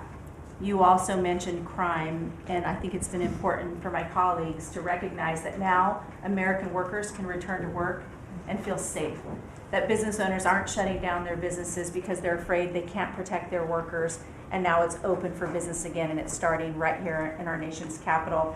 Many things have been mentioned about consumer confidence up, unemployment is holding steady, and more than 2 million net jobs for native-born Americans has been key under your leadership. 84% of the workforce and jobs has been produced by the private sector. I think that was the mission of this administration and the Department of Labor. And I will continue to say for a little bit longer, until I heard you today, the one big beautiful bill, because it equals one big beautiful workforce. And Congress passed this legislation. It probably will be the single most important bill that they did sign, because it is protecting our American workforce by expanding Pell Grants and child care and reduction in taxes, that they can keep more of their hard-earned dollars. I am at the Department of Labor announcing $30 million in grants for our skilled workforce, that I have an MOU with Secretary McMahon. I have an MOU with Administrator Loeffler. That's important to share the data points on how important this is. In June, we awarded nearly $84 million in grants for the capacity of what? Registered apprenticeships. An executive order to have 1 million active apprentices across this nation, where we've already registered 185,000 since in the last few months. One of the other things that we have done is the Biden administration's guidance on cryptocurrency. And thanks to you and your leadership on that, we've rolled that back. And of course, we're going to see the 401k, the investors in our alternative assets. That's been key through the Department of Labor to work through. Partnering with our agencies, again, as I mentioned before, is important as we work together. I have visited, I'll be 31 states on my 50-state tour by the end of this month. I'm headed with Secretary Duffy, with the South Korean President Lee today, as we move through the shipbuilding. We will do that in Philly, and then I'm off to New England to talk to those states about how important the apprenticeship program is. But while I visited Hexel in Salt Lake City, 100% domestic carbon fiber for the Department of Defense as they produce. They are announcing another $1 billion investment per your executive order on advanced manufacturing. So it is working. Everything that you have been saying since you were elected, and since we all can put into play, has been working. Ohio, McDonald's is investing 375,000 new jobs. The shrimpers, I visited as well, and they need our help in protecting that industry for our American fishermen and shrimpers. In Minnesota, I toured Cambria. When we're talking about quartz countertops, all made in America. And again, in Oregon, where we are expecting a crackdown. Thank you for what you are doing with your agents on ICE, and thank you for the prosecution that I hope you will come to Portland, Oregon, and crack down. But while there are still good people, I was able to visit Buckeye Pacific, really a trading floor for the timber industry. So we still want to focus on great, hardworking American businesses. Mr. President, I couldn't be more excited to ring in Labor Day in Erie, Pennsylvania for the Labor Day Parade. I will be there to welcome it. It is an honor to serve this country. It is an honor to serve under your administration as the Labor Secretary, and we will kick off, and Republicans will own Labor Day again, not Democrats. We will own it because we are, and you are the president of the American worker. So thank you for everything that you've done. Thank you very much, Lori. Absolutely. You're doing a fantastic job, and I will tell you that Lori was recommended by the Teamsters. And I said, that doesn't really work, does it? And it turned out to be one of our best choices. So I just want to thank you and Sean, who, as you know, recommended you very strongly, and you've really turned out to be a gem. Thank you. I was able to talk to the president on the phone the other day. He called and we visited, and he said, but I know that you were, a little bit middle of the road and not so sure. I said, Mr. President, I have been a Republican. He's like, what? Wait, what? Now I like you even more. So, You're doing a great I job. appreciate it. Thank you, Lori. Thank you. Thank you. Pam? President, I'm working with everyone around this table almost daily on legal issues that we're winning on. But today, because it's Labor Day, President Trump, if I could focus on public safety, not only domestic, but from our foreign adversaries. And Secretary McMahon, I know you know, kids are out of school this weekend. It's Labor Day. And Secretary Duffy, you know, our highways are going to be packed with travelers coming to not only our nation's capital, but all over this country. We're also going to have boaters, Secretary Duffy, right, on our waterways. It is illegal to be under the influence and on a boat. So get a designated boater if you're out on our waterways, whether it's the Potomac or the Gulf of America or the Pacific. Wherever you're out this weekend, people need to be safe. And on an international level, Secretary Rubio, thank you for all your help on everything we're doing, and everyone around this room. But yesterday, there was a big, big win. El Mayo pled guilty, and he was the co-founder of Sinaloa cartel with El Chapo. And there's even a Narcos Netflix series about these guys. Well, now we know the ending. He's going to die in an American prison. They are one of the worst, El Chapo and El Mayo, some of the worst narco traffickers in our world. And he will spend life in prison now. And that's so important because those guys and others throughout this country, throughout this world, have brought into our country drugs, cocaine, heroin, fentanyl, methamphetamines that's killing our kids. And we have to stop that. And that's what you've been doing not only in DC, but around the country at your leadership. And over the weekend, parents need to know, with kids out of school, with people out on our highways and on our waters, do not take a pill from anyone you know, don't know. Do not buy anything on the street. It could be laced with something toxic. We've seen so many fentanyl overdoses. And when you were here in DC, we showed you pictures of some of the drugs that had been seized right here in DC. President, they were packaged for children. Packaged for children. And people are dying from these around our country. So thank you, President Trump, for your leadership and for letting Americans know that it's now a safe place to go. But parents also have to know, college kids have to know, to be vigilant and not take this trash. Because you could be thinking you're taking a Xanax, an Adderall, anything, and it could be laced with something very lethal. So thank you, President Great Trump. message, Thank and you, you've been President. fantastic this last 12 days in D.C. The job you and your whole group has done is, All of us. everyone's talking about it all over the world. I hate to have to talk about that, but we have to. It's becoming a very safe place again, and the work, I've seen how hard you worked the last, well, from the beginning in all fairness, but this focus on D.C. is so important for the country, so Great job. And to everybody. And Great job. President, it's a team around. We're all working hand in hand, side by side, all of our agencies together to make America safe and DC safe. And Iris, congratulations on your baby. And I'm so glad that you're safe now. Thank you. Thank you, Pam, very much. Great. Mr. VP, would you like to say something? Yes, sir. I'll be brief, but I want to congratulate you and the entire team on all the things that have been accomplished. You'll hear about a lot of it. You've already heard some of it, but I thought it would be helpful, Mr. President, just to take stock, not just of what we've accomplished, what we will accomplish, but of the mess that we inherited, because I think it makes this first Labor Day a bigger and more special occasion. You heard, I think, Christy talk about this, that all of the net job growth under the Biden administration had gone to the foreign-born. Now that net job growth is going to American citizens who deserve opportunity in their own country. That's a great accomplishment. You'll hear, I'm sure, Scott talk about the success with tariffs. People forget that we inherited the largest peacetime deficit in the history of the United States of America. And now, because the president is not letting foreign countries take advantage of us, we're collecting hundreds of billions of dollars, trillions of dollars over 10 years in tariffs from countries and companies that were formerly taking advantage of the American people. You heard Pam talk about the public safety and the success that we've had there. I happen to believe that maybe the most sacred thing that we can deliver to American workers is the ability to live safely and comfortably in their own neighborhoods. Public safety is not just something that should belong to the wealthy, it should belong to every working man and woman in the United States of America. And because of the work of this administration, that is happening.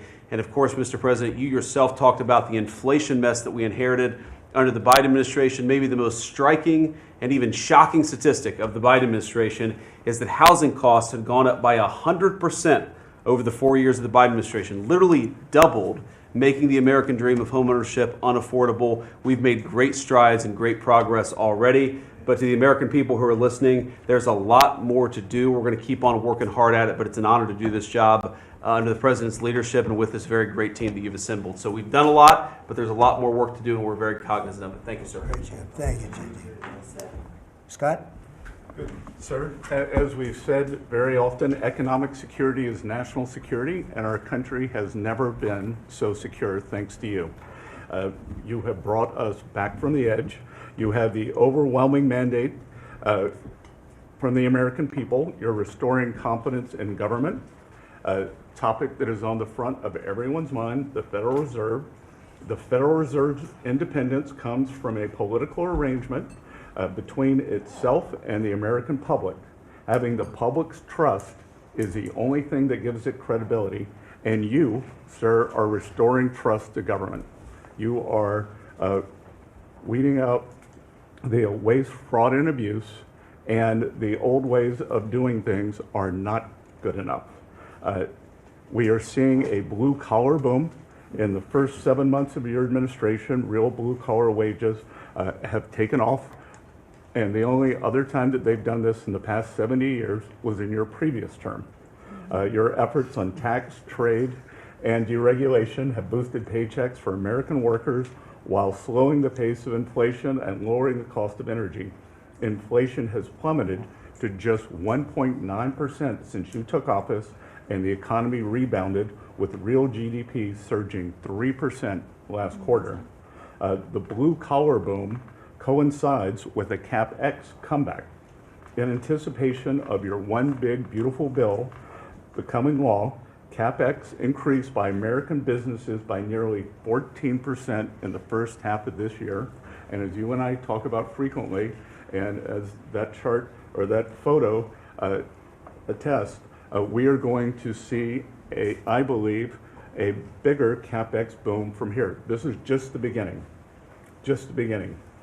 You have saved this country by making it the best place in the world to do business again.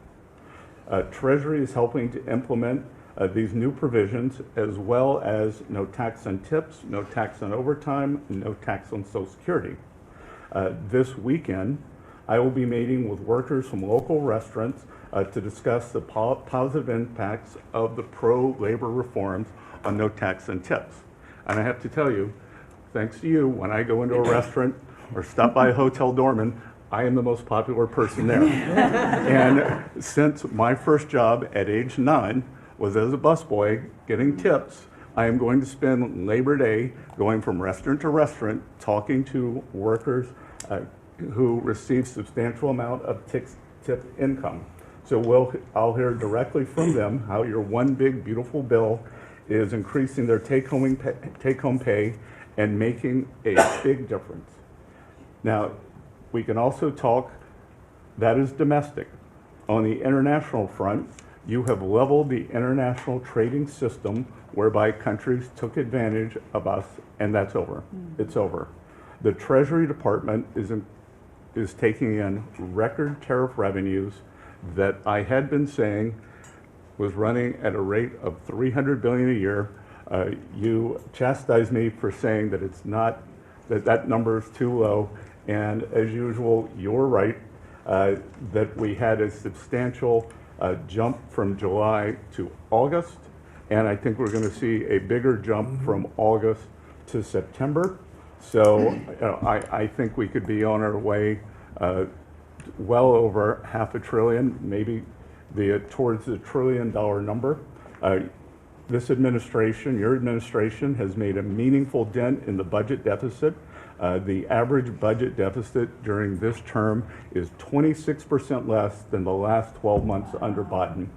And even the CBO, and we don't agree with CBO on everything, as you said, last Friday, on a summer Friday, had to admit that they believe over the next 10 years, the budget deficit will be $4 trillion lower than they had previously scored. $4 trillion, 3.3 trillion of tariff income, 700 billion of lower interest cost, and I would expect that number could go up from here.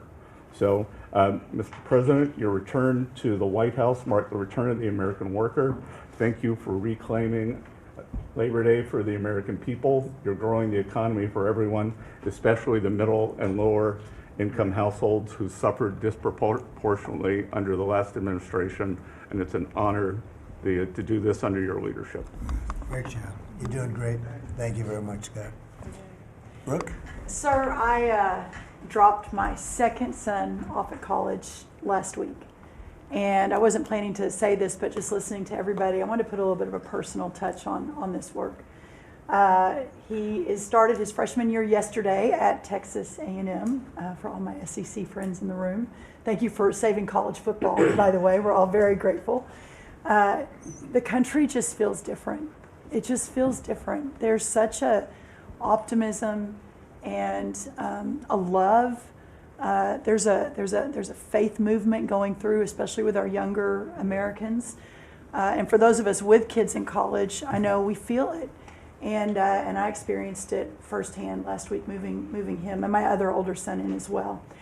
As we move toward Labor Day, you have made a lot of dreams come true for a lot of people, but one of my longtime dreams was for the right to recapture Labor Day. And I've been talking about this for almost 20 years and writing about it, that why are we ceding the day that we are celebrating the American worker to the Democrats? Because this is our day. Perhaps of any day of the entire year, this is our day.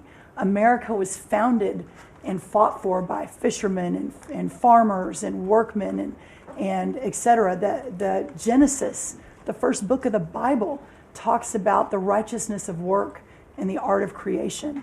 And so to be part of this effort to represent the farmers, the ranchers, the agriculture industry at this moment in time, which I do believe we're in a revolution. 1776 was the first one, 1863 or so with Abraham Lincoln was the second. This is the third with Donald Trump leading the way. And we are saving America. And the idea that we are putting the worker, the very central component of the American dream at the center of it, is the reason that it is so. So at USDA, it continues to be my greatest honor to fight for the original American worker, whom I think the farmer is and what they represent. And as we are building new systems and new structures, as we have this year going to have the best harvest on record for our row croppers and others, what this team has done and is doing to open up those markets to ensure that these farmers can continue to return prosperity to rural America. I'll finish with this. This morning, we had a working group with 6 of our cabinet members. Bobby Kennedy representing healthcare, Linda McMahon education, Lee Zeldin deregulation, Kelly Loeffler small business, Lori Chavez Derimmer labor, and Scotty Turner housing. And how you leading the way in your vision, how that will return the golden age to rural America, to the very fabric of our country. And whether it's better hospitals, better education, more opportunity, less government, better and bigger small businesses, better opportunities for our workers, and better housing, and of course the agriculture piece of that, through the big, beautiful bill, the bill, what it did, the greatest investment in rural America in history. And now the opportunity to effectuate that is, again, a game changer, a country saver, and what a joy to be able to do it under your leadership. So thank you, sir. Really good, thank you. Beautifully stated, thank you very much. Yeah. Scott? Yes, sir.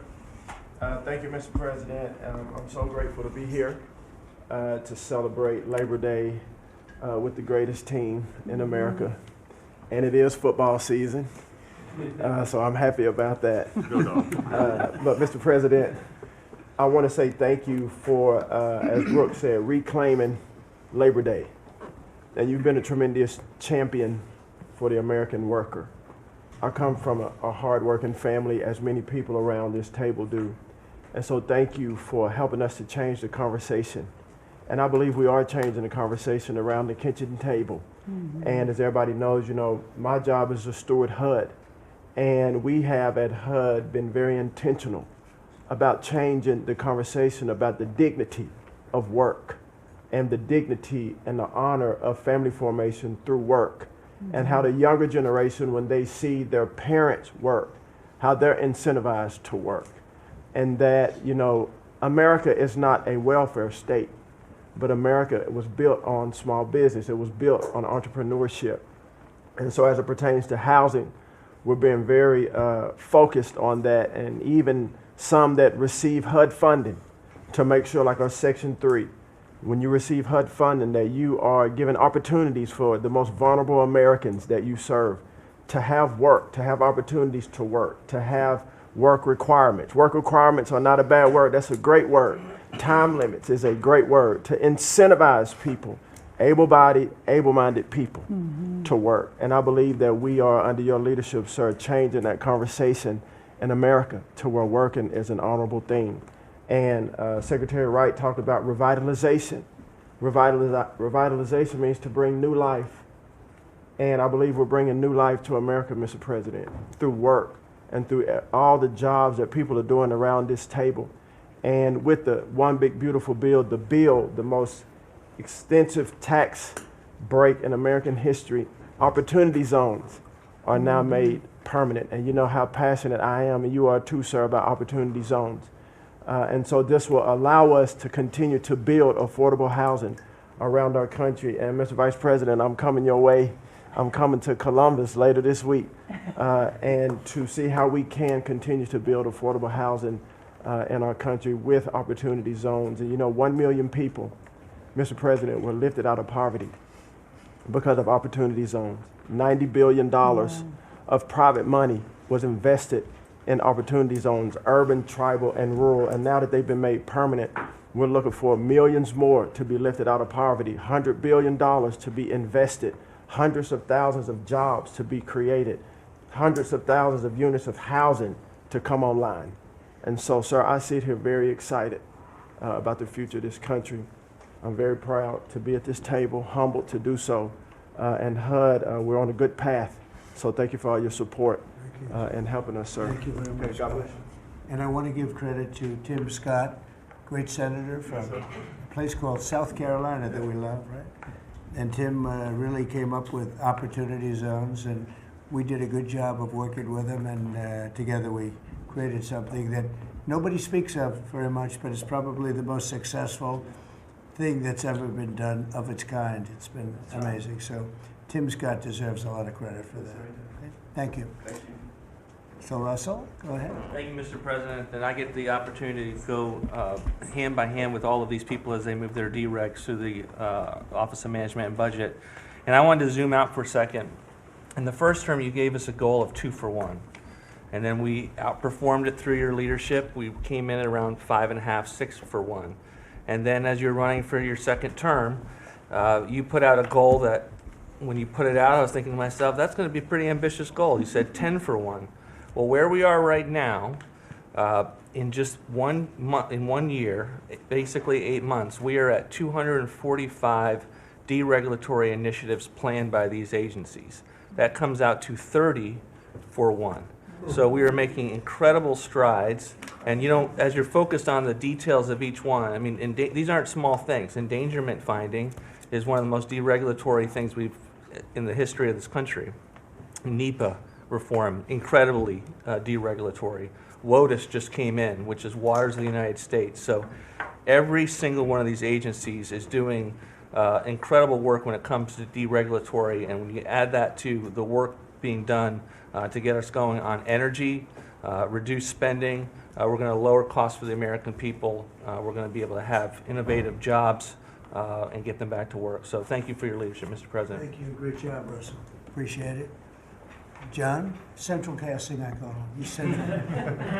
Well, Mr. President, I'm grateful to be with everyone today, and as we're talking about jobs and workforce at CIA, consistent with your directives to all of us, we've embraced your mantra for a leaner, more effective, more efficient workforce.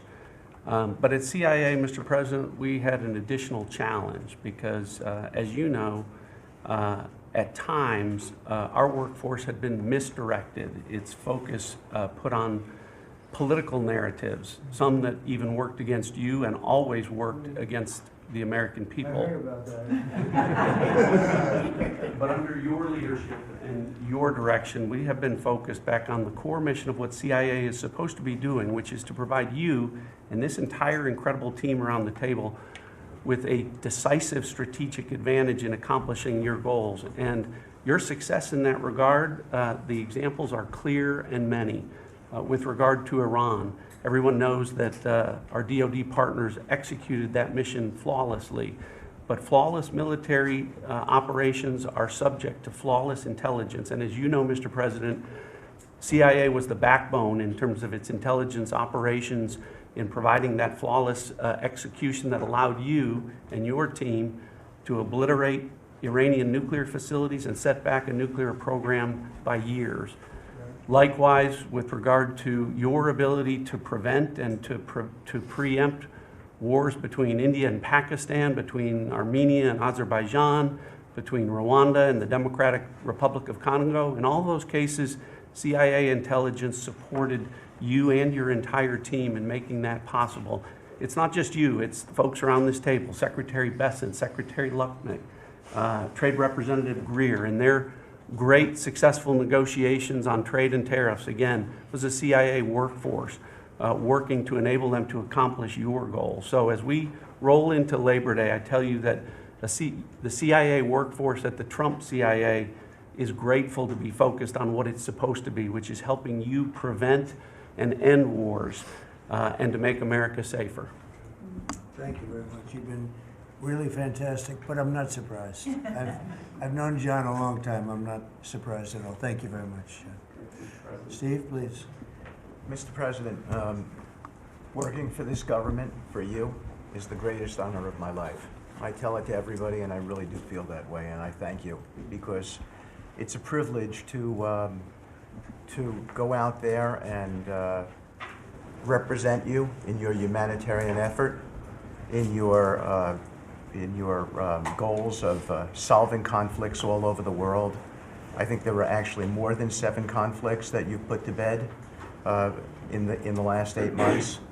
And I hear these, I travel all over the world.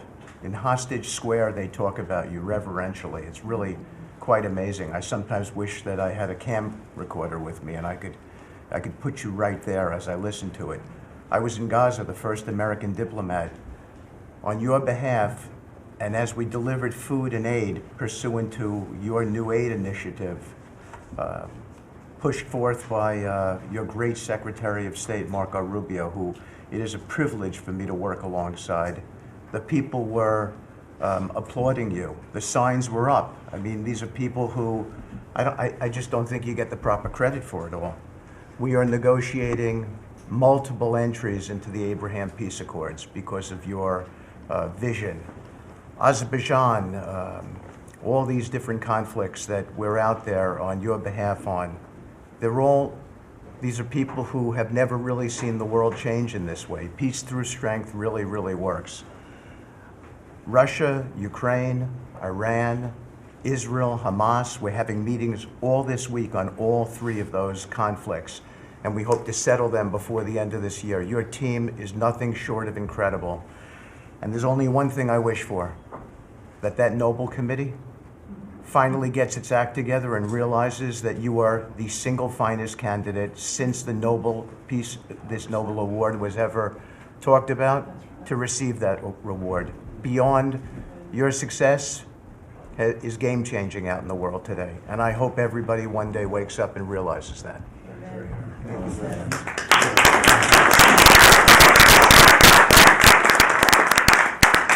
Thank you, Steve. Jameson, please. Mr. President, I like to think of Labor Day as the Trump trade policy day, because everyone around this table and everyone listening knows that one of the major reasons why American workers and organized labor voted for you is because of your trade policy and the policies you've had and advocated for 40 years or more. You have reset global trade policy in the past few months, and it shows that it's been working for American workers. When you look at President Biden, in the last quarter of 2024, median weekly earnings fell 2.1%. In the first quarter of your term, they went up 3.3%. And that's why we're doing the trade policy we're doing. It's to help the workers of the United States of America. And they're the best in the world, but they can't do it without a level playing field. And you have flipped the script. For many years, the other countries had high tariffs and high non-tariff barriers, while we were open to all of their labor and services and goods and capital. You flipped it. Now we have the tariffs, and they have lowered theirs and the non-tariff barriers. And we couldn't have done it without you and the leverage you've created. So between the tariffs and the deals, the hot streak continues for the workers of America. So thank you. Thank you very much. Really good job, by the way. He's a good negotiator. Very good negotiator. Thank you. Please. Yeah. Well, Mr. President, I feel like, as everybody here has talked about how great working with this team is and all, but I do feel a special need that you've given me the privilege of working with the best of America. I get to take care of the veterans. I get to take care of the veterans who Labor Day really finds its roots in, if you think about it. We wouldn't have Labor Day if it wasn't for men and women who would leave their jobs and go fight this nation's battles to keep us free and independent so that they would have jobs to come home to. And over the past few years, they've been coming home to many times a government that was keeping them back, holding them back, taxing them, regulating them. And now we have veterans who represent the bill, the big, beautiful bill, they're the beneficiaries of. And I get to see them all the time because they're receiving the benefit because they see the jobs, they see the care that they're being given. And these veterans can look at their country with pride, knowing that we're taking care of them, just like you told me to do. When your only statement that you said to me, I asked you what to do, you said, go take care of my veterans. Well, that's what we're doing. One of the other things we're doing right now is, for many of you, I love to hear how you're deregulating everything, and I've worked from Congress and worked with many of you before. I get to do the same thing with the largest bureaucratic organization in the government. We're deregulating from the inside. And it's amazing to me because we have such a powerful workforce at the VA who really want to do good, but yet they kept tripping themselves up. They kept making their own, they'd take one step forward and put a regulation in that put them 3 steps back, and it always hurt our veterans at the end. We're taking that away. We're making community care again, Mr. President. We talked about this yesterday. We're making community care a part of our direct care system. So if a veteran wants to get into the community, they have our direct care and they also have the ability to go into the community. Something that the previous administration decided they wanted to keep everybody inside because they thought it was a fiefdom they were building. I'm telling you, we're not building a fiefdom at the VA. We're trying to take care of a service organization that takes care of veterans. So how do we do that? We made best medical interest where a doctor can send a veteran to the community a lot quicker without having to worry about miles and time logged and wait times. Just get them the help they need. We've actually expanded out, and it's made a difference in this regulation, and also unleashed a workforce that is now free of the collective bargaining agreements and other things that have kept them from being able to do the job of national security that they've been intended to. I'm actually giving them the benefit of the doubt to actually go be the workers that they're called to be, and that's what Labor Day is about. The VA is going to have the best workers. But just to let you know how that's working out, wait times at our hospital are going down because we're getting them into our hospitals or into community care. And then one for you, Mr. President, you heard about this a lot, and that was backlogs. At the backlog when I first came in, I've said this before, in February we had over 260,000 backlog. That means over 125 days of not getting an answer. In just a little over 4.5 months, we've dropped that over 100,000. We're under 150 and heading down to historic lows. We'll be within the next month lower than any time under the previous administration at all. That means our veterans are getting the help they need. So when you look at it this way, we've opened new facilities. We've put new facilities in places where workers can get to. We've expanded out hours, over 1 million extra hours, so veterans, younger veterans in particular, can get off of work and bring themselves and get their appointments in after hours or on Saturdays. That's what it means to be in the Trump administration. That's what it means to take care of veterans. That's what it means for Labor Day, because you can't forget the ones who fought for us to be on this table today. And it's all because of what you've done and the progress that we've made. Well, you've done a tremendous job, and I hear it all the time. We have a 93% approval rating at the VA now. And you know what it was before? It was like horrible. So thank you very much. Mr. President, there's been some conversation about the Pete and Bobby challenge. I would just note that I don't think Pete or Bobby could hold these sticks for 2.5 hours. Exactly.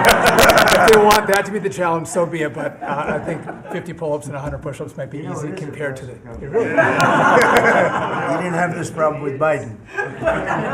It was in and out very quickly. So kudos on Labor Day to the audio team that's holding the sticks.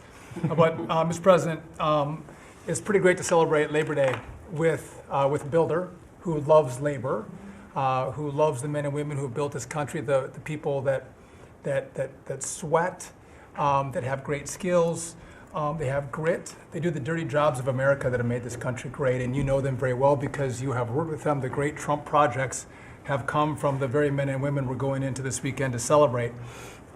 We all want to claim Labor Day in our departments, but I'm going to claim this at DOT because, roads, bridges, pipelines, shipbuilding, rail, passenger, and freight all fall under the great men and women who wear boots and make this country wonderful.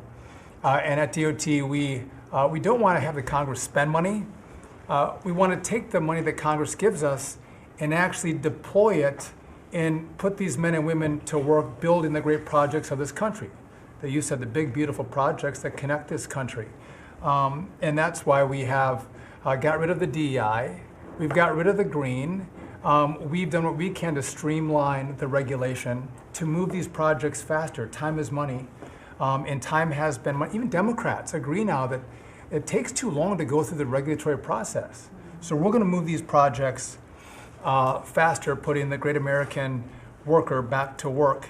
I want to make a quick comment. We've all probably talked about this horrific accident in Florida. And I appreciate the help of Christy and Marco on this very issue. But in May, we said, listen, it's a safety issue if you can't proficiently speak the English language. And we gave states a little over a month to comply.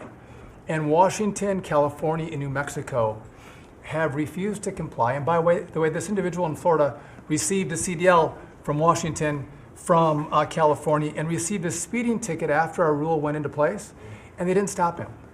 And had they taken him out of service, he wouldn't have been in Florida, and we would have 3 beautiful people alive today.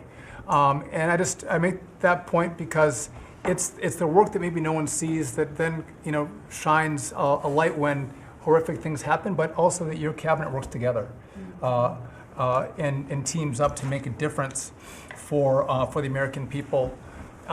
Real quickly, so we have a safety mission at DOT. I don't know that you'd think of the transit unions in the greatest cities of the country, New York maybe being one of them, that support us, but they do, because the violence in the subways and on our buses across the country, the transit workers are the ones who take the most abuse. And they're grateful for the mission of everybody around this table fighting to make their communities safer. So I appreciate everyone's help on that. But the transit unions love the effort that all of us have put in together. One quick FAA. We are about to put out a request for proposals for a big, beautiful bill. We got build. We got $12.5 billion in the big, beautiful bill. We need more, but this is a great start. I expect the middle to the later part of July, we'll be through the process to bring the proposed integrators to you for selection, so we're looking forward to that. We will have the most, I'm learning from you, this is going to be the greatest contract ever crafted in the federal government for this build for air traffic control. Really, it's innovative, and we have unique tools at FAA. It's going to be a great contract. Bobby left me out of the windmill conversation, Bobby, so there was a study done in the last administration that said if you build windmills 1.2 miles, within 1.2 miles from a roadway, it can mess up the automation and technology on a car. Same thing 1.2 miles from rail. The last administration buried that report, Mr. President. And so now what we've said is, what we're going to do is say, listen, I'm sorry, it is a safety risk to build windmills this close to roads. By the way, they want to build them by roads and by rail. We're going to say no more. It is a safety risk, and we have a report to show that. And just real quick. Good idea. That's great. Good team effort. I wasn't invited to the party, but I'm still going to throw it to the party. Maybe next time, Bobby. One last thing. We have this Mars to Moon mission at NASA. No, Moon to Mars mission. Sorry about that. But sometimes people think that space doesn't matter to them. But if you look at every rocket that's launched, the machinists, the truck drivers, the electricians, the welders that build these rockets in the industry that has developed over the course of the last 10 years in space, it's truly remarkable. It's not just rich guys sending up rockets in partnership with NASA. There's a whole industry of working men and women who we celebrate this weekend that build, refurbish, design the rockets that are making America the leader in space. So thank you for your leadership, and happy to celebrate this weekend with you, Mr. President. Really great. And he is doing a good job at NASA too, and we are, I think we'll have some pretty exciting announcements, and you enjoy it. And fun. I said, how about temporary? He said, well, can I go a little bit longer? He loves it. He loves it, and he's doing a really good job. Thank you very much. Appreciate it. Howard, please. So, making America great again is one of the key statements, and people don't always understand what you mean. So, we always talk about 1870 to 1913, but in the mid-1980s, America owned more of the rest of the world than they owned of us. We owned $140 billion of the rest of the world net of what they owned of us. And when you came into office this time, the rest of the world owned $24 trillion more of our assets than we owned of theirs. And so when people argue with you about, the trade deficit is nothing, the trade deficit sends 1.2 trillion of our dollars to them. And what do they do with it? They buy the great America.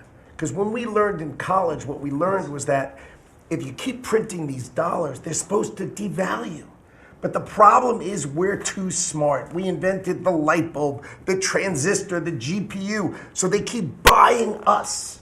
And the only president ever to understand that, and you understood it in the 80s and the 90s, and I used to see you on TV and you'd say, God, what are these people doing? And finally we've changed it. So let's go over what we've changed. So Japan and Korea, they're never going to open their markets to us. So we've negotiated $900 billion that they're giving you to invest in national and economic security in America. The European Union, the second largest economy, $20 trillion. And all the experts said you'd never get a deal done with them. And watching you in Scotland was my favorite thing, right? 15%, they'll pay us 15%. And we will pay zero. So we can export to their $20 trillion economy, and they can pay to come to the great American consumer, right? So, a couple of other things.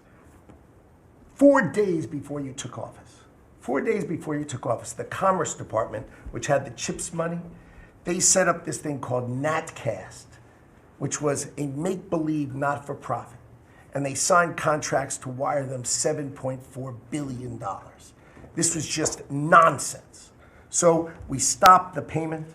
We've got the money. It's an illegal thing to try to set up a department that's not the Department of Commerce, that kind of acts like the Department of Commerce. And what was it filled with? all these people who work for the Biden administration. I mean, it's exact corruption that you talk about. $7.4 billion now clawed back. Last week was the most fun. In 1 week, Intel came in, right? The Biden administration had given $11 billion to Intel, given it to them, done. Corporate just gift. And you turn that into really, it was like less than 5 minutes of conversation. And Intel agreed to give us 10% of their company, which of course was worth $11 billion.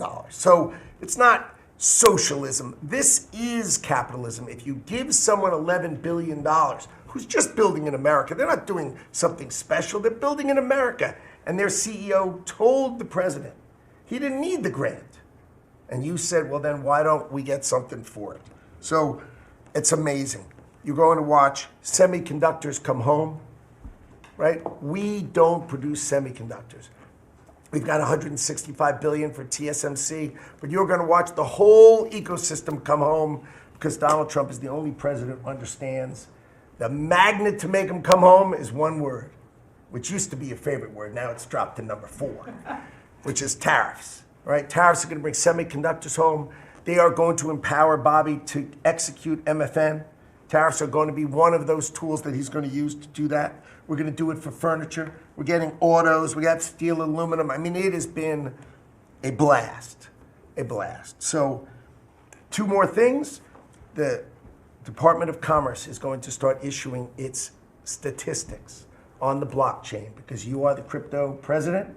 And we are going to put out GDP on the blockchain so people can use the blockchain for data distribution. And then we're going to make that available to the entire government so all of you can do it. We're just ironing out all the details so we can do it.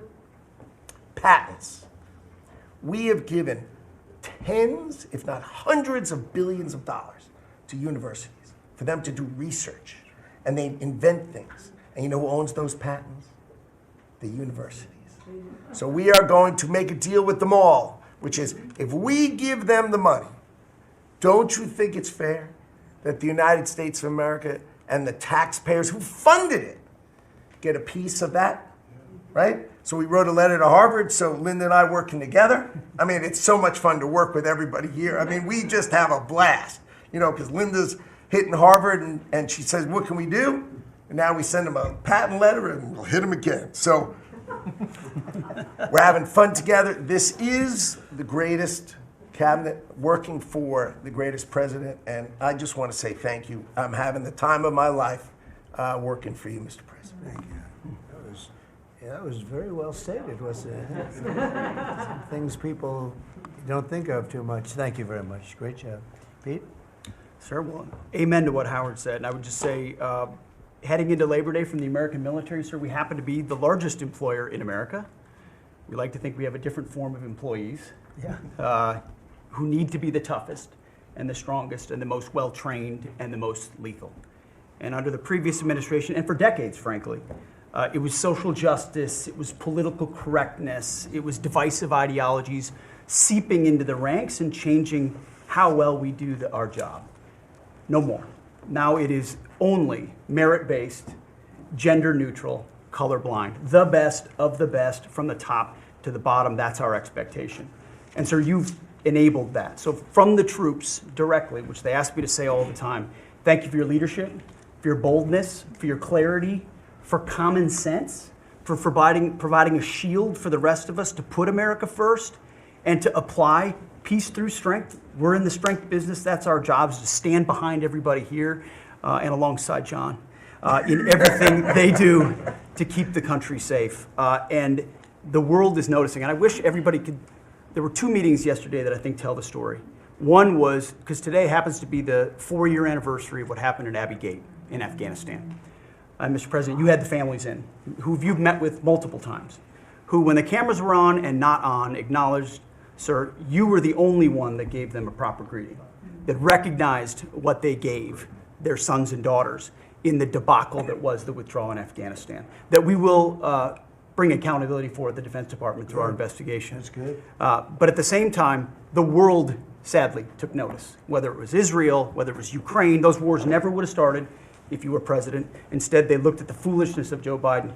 Under your military, your Pentagon, we are restoring deterrence. Whether it's Midnight Hammer and those beautiful B-2s, 37 hours straight, whether it's counter-drug operations in our own hemisphere, whether it's the border, working with Christie and the national security team, whether it's LA, whether it's Washington, D.C., you name it, whether it's Europe. Our allies paying 5%, now our allies in the Indo-Pacific stepping up to do the same. That's a recognition that American leadership is here. And then in the second meeting, we were talking about what we're doing in D.C. and Pam's taking the lead. I have to say, just pause for a second. When I look around this table, yes, there's a national security team of Steve Witkoff and John and Scott and Howard and the vice president and Susie and Christy and Tulsi, but to every person here, we work together on a daily basis. And if you call me and I call you, the answer is yes, how do we do it together? I think that's exceptional. It's what the American people deserve, and you've demanded that, sir. So I very much appreciate it. In that meeting on DC, I started my sentence by saying, the Department of Defense, to which you said that just doesn't sound right. So maybe next time we're here, my card will read Department of War. We'll see. But it's not, here's the thing, here's what people miss. It's not just about words. It's about the warrior ethos. It's about what the department is supposed to do. George Washington started the Department of War because he wanted us to win our wars. Our founders didn't want endless foreign entanglements. They didn't want endless contingencies and deployments. They wanted an empowered military that was, the handcuffs were taken off to fight to win, and then bring those troops home. So my platoon in Guantanamo Bay, our motto was, those who long for peace must declare for war. We must prepare for war. We don't want war, we don't seek it. You are the peace president, sir. Because we are strong, our enemies know what we will do. And so whether it's Secretary of War or Secretary of Defense, that warrior ethos is changing. We're going back to basics. Our drill instructors can be drill instructors again, sir. So from the minute of the tactical of standards to the strategic of B-2 bombers, we're focused on what matters. Had a meeting yesterday on Golden Dome for America, which is on track to deliver strategically for the American people. Munitions and the Deputy Secretary making sure our stockpiles are overflowing. That's our job. I'm an honor to be a part of it, sir. Thank you for your leadership. That's great. I think I like Department of War better, but we'll make that decision, right? But you've been great. Thank you very much, sir. So Marco, go ahead. Well, Mr. President, first of all, everyone's made this comment already and needs to be echoed again. You were elected as the President of Working Americans, and that's why this Labor Day is so meaningful. For me personally, this is the most meaningful Labor Day of my life as someone with 4 jobs. And so,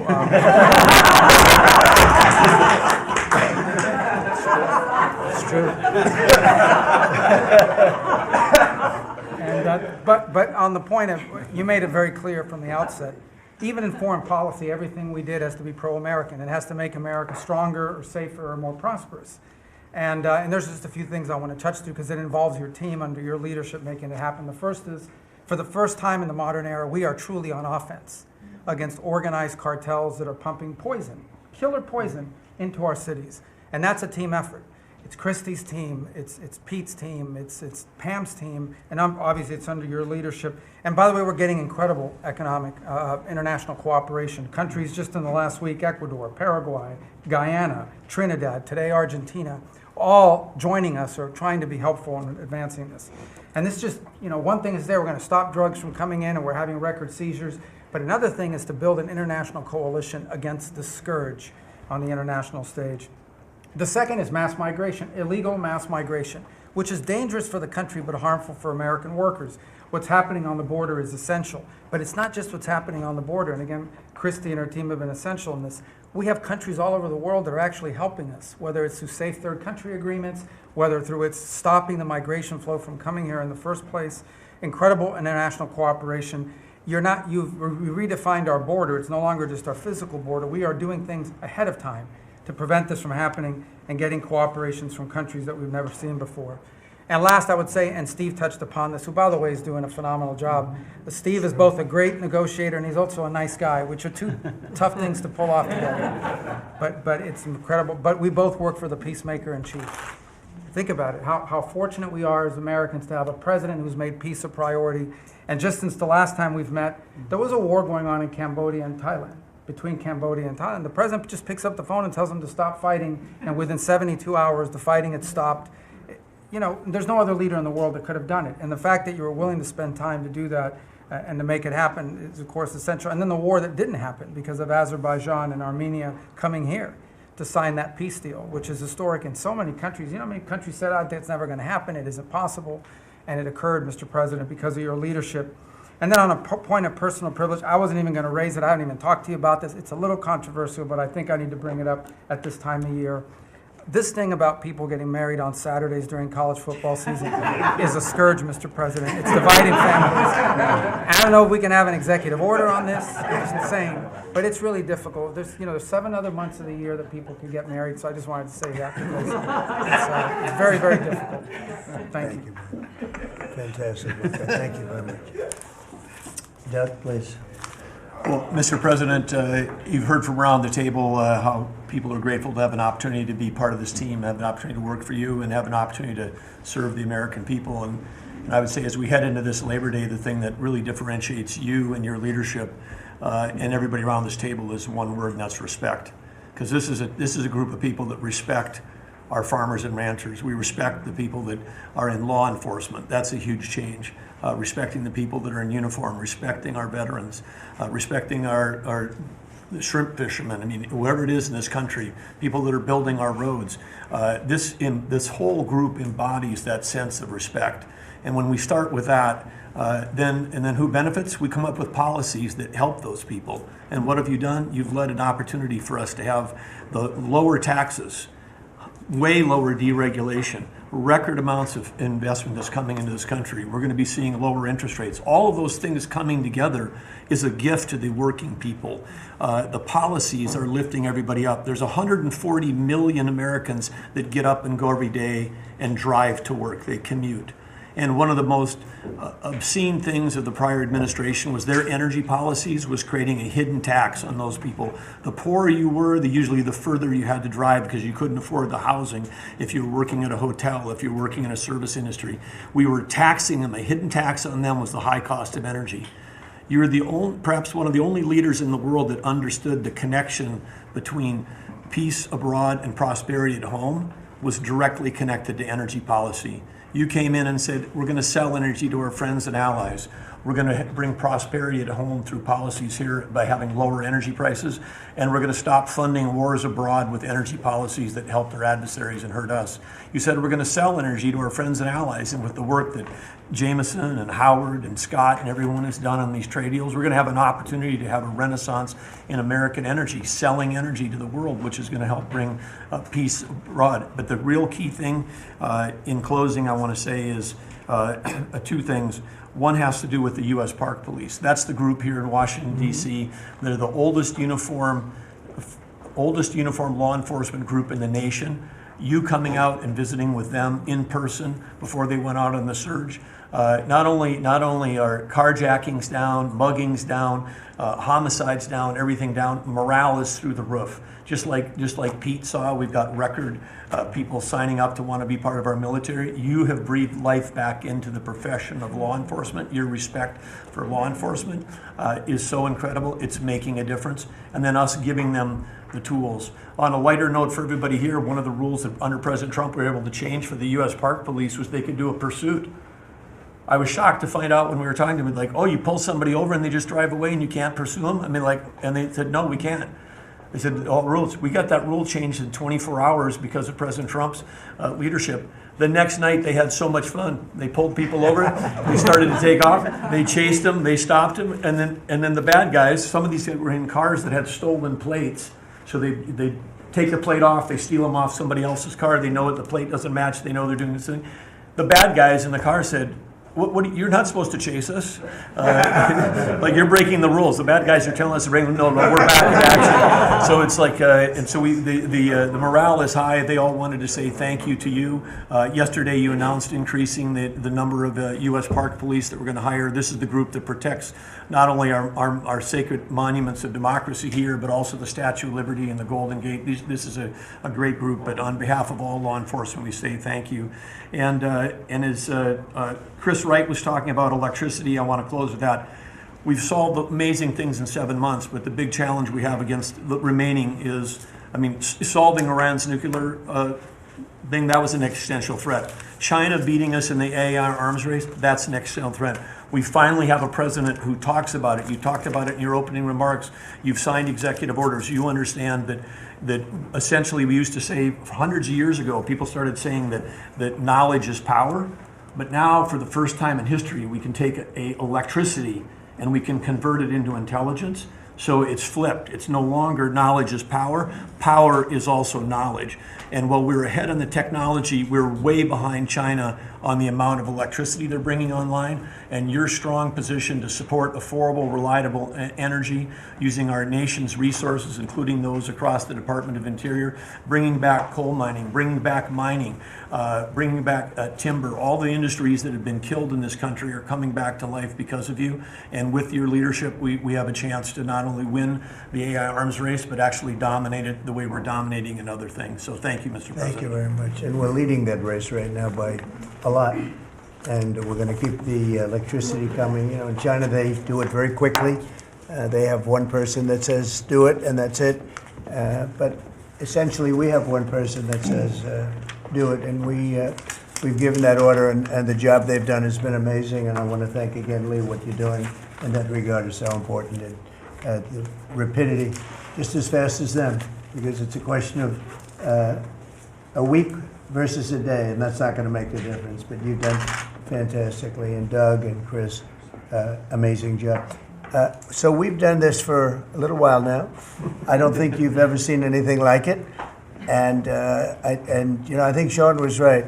These guys that are holding these up, if you ever try holding your hand out for 2 hours, that's a long time. These are pretty strong characters. You've been doing that a long time, I guess. Congratulations. Are you getting tired? Are you getting tired? I'm looking at these guys. They look like they have no problem. It's amazing, actually. I think they would have beaten you guys in the test. So I want to thank you. If you want, it's been a long time. If you want, we could go in and we can call it a day. And feel free then to ask some of the questions here. Look, I believe in very open, we want to be open, above board. We want to be honest with the media. I wish the media was totally honest with us, but I think they're getting better, to be honest with you. And so we'll see. But if you want to take a few questions, you really on a serious note, when it comes to Fed Governor Lisa Cook, her lawyer has said that they're going to be filing a lawsuit challenging this legal action. What is your response? Are you prepared for a legal fight? And then a little bit more. Oh, sure. Always. You always have legal fights. Look, I had a legal fight that went on for years with crooked people, with very horrible people that have been found out now between John Ratcliffe and Tulsi and Pam. And the things that we found out, of course, it's a very, very sad group of people. But no, she seems to have had an infraction, and she can't have an infraction, and especially that infraction, because she's in charge of, if you think about it, mortgages, and we need people that are 100% above board, and it doesn't seem like she was. Yeah, Mr. President, first, I would love to ask you a serious question, but I have to tell you the biggest pop culture news of the year broke while we were in this cabinet meeting. Travis Kelce and Taylor Swift are engaged, and the world wants your reaction, sir. Well, I wish him a lot of luck. I think he's a great player. I think he's a great guy, and I think that she's a terrific person. So I wish them a lot of luck. On a serious note, Mr. President, in May, Secretary Rubio said that they were aggressively removing visas of Chinese students. Yesterday, you said you wanted to allow 600,000 Chinese students to study in the United States. Could you and the Secretary clarify what is the policy on Chinese students in the United States? Well, we think we're getting along very well with China. And I'm getting along very well with President Xi. I think it's very insulting to say students can't come here, because they'll go out and they'll start building schools and they'll be able to survive it. But I like that their students come here. I like that other countries' students come here. And you know what would happen if they didn't? Our college system would go to hell very quickly. And it wouldn't be the top colleges. It would be colleges that struggle on the bottom. And you take out 300,000 or 600,000 students out of the system. I like having And I told this to President Xi, that we're honored to have their students here. Now, with that, we check and we're careful and we see who's there, and Marco wants that. We're in the same position. But we have a tremendous college system, the best in the world, nobody even close. That's why China sends them here. And you can call it an industry if you want, but you're talking about millions of people. And I'm honored to have the students from China come here. And we're just getting along very well with China. And it's a different relationship than we had for years, where they took hundreds of billions of dollars, just sucked it right out of our country. They respect us again. I respect them. The relationship is very good. I think it's important that these are two very major powers, nuclear powers at that, but two very important powers. You know, when I get along with Putin, when I get along with President Xi, when I get along with these people, that's a good thing, not a bad thing. We're tough and we're smart and we're strong. We get along. It's a lot better than not getting along. You had somebody in here before. The war should have never started with Ukraine and Russia. It would have never started. And Putin said that himself. President Putin said that himself. So we want to see college students come in from countries. There are some countries that we can't necessarily say that. These are places that have ideologies that we can't live with. So there are some areas, some countries that we can't say that. But we're honored to have the students come here. Please. Yeah, please. Yesterday you said that within 2 to 3 weeks we have a pretty good conclusive end to the war in Gaza. What did you mean by that? And could you tell us On what? In the war in Gaza? You Yeah, what about it? You said in 2 to 3 weeks we would have a conclusive end, a pretty good conclusive. There's no conclusive. It's been going on for a long time. You're talking about, I guess if you really add it up, Steve, you're talking about thousands of years, okay? It's been going on there's nothing conclusive, but hopefully we're going to have things solved very quickly with regard to Gaza and also with regard to Ukraine and Russia. Mr. President, who are you considering for the replacement to nominate for Lisa Cook, and what economic background or history are you? Well, we have some very good people for that position, and I think we have some very good people. We're down to, I think I maybe in my own mind have somebody that I like, but I deal with Scott and I deal with Howard, and we're dealing with a lot of people actually that are going to be involved in that decision. Ultimately, it's a very important decision. As we see, I got a bad recommendation when I went with Jerome Too Late. You know, he's too late. His nickname is Too Late, costing us a lot of money, hurting the housing. Our housing industry is good, but it could be phenomenal. Most of this country, in economic terms, has been phenomenal. We've never seen anything like it. Because of him and his high interest rates, the housing is less than it could be. We're going to get that straightened out very quickly. He gets out very quickly, fortunately. He's been the wrong guy. Not a bad person, I don't think, but I do think he has motives, by the way, but I don't consider him. I've dealt with worse, but he hasn't done the job. The recommendation from a certain person was not a great recommendation. That person vouched for him, but we're doing a very careful study. We'll see what happens. Look, we just put a very good man in one position. We might switch him to the other. It's a longer term and pick somebody else, but we're very happy with the person we have in there. And we'll have a majority very shortly, so that'll be great. Once we have a majority, housing is going to swing and it's going to be great. People are paying too high an interest rate. That's the only problem with housing. We have to get the rates down a little bit. And when we do, it's going to be a tremendous difference. The country is doing so well. It sort of blows through the fact that we have a man who's too late and not doing a very good job. Please, in blue. Mr. President, regarding crime in D.C., something that might help especially ladies is being able to carry. I know you've talked about reciprocal carry. Would you like for that to apply here in Washington, D.C.? When you say carry, I assume you're talking about carry what we're talking Concealed about, or, right? yeah. In other words, carry a gun. Is that right? Would you like to carry a gun? I would like to, yes, sir.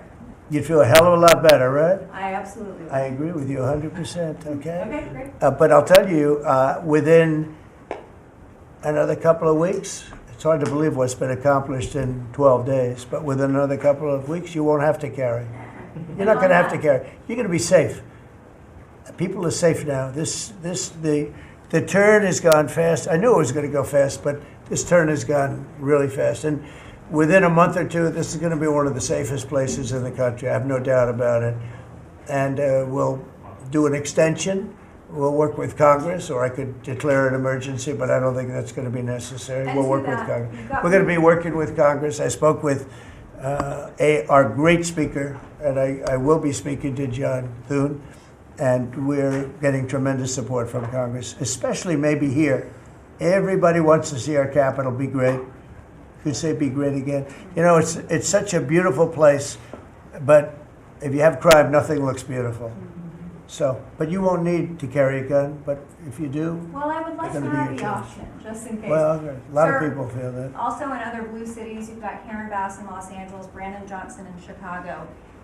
It seems to be very popular here, the fact that people can walk around, go to restaurants, shop, not Yeah. have to worry about their safety. If blue city mayors oppose those efforts in their cities, do you anticipate that Democrat voters are going to take it out on them at the I think so. I think that crime is going to be a big thing. And we are the party, the Republicans are the party that wants to stop crime. We're against crime. The Democrats like crime. I don't know why. I mean, we talk about common sense. I think I got elected on talking about common sense. The border, we have to have a wall. We don't want transgender for everybody. We don't, as I said before, we don't want to have men playing in women's sports. I mean, you see the difference. Weightlifting. Take a look at weightlifting. Take a look at long distance running, where a runner came in 5 hours and 14 minutes ahead of another runner, both champions. One male, one. It's not fair. It's demeaning to women. It's so bad. But they have another one, and I think this is the beauty of them all: crime. They're against crime prevention. You can't do that. You can't do that. And I think to myself, I say, is there some game? You know, they're smart people.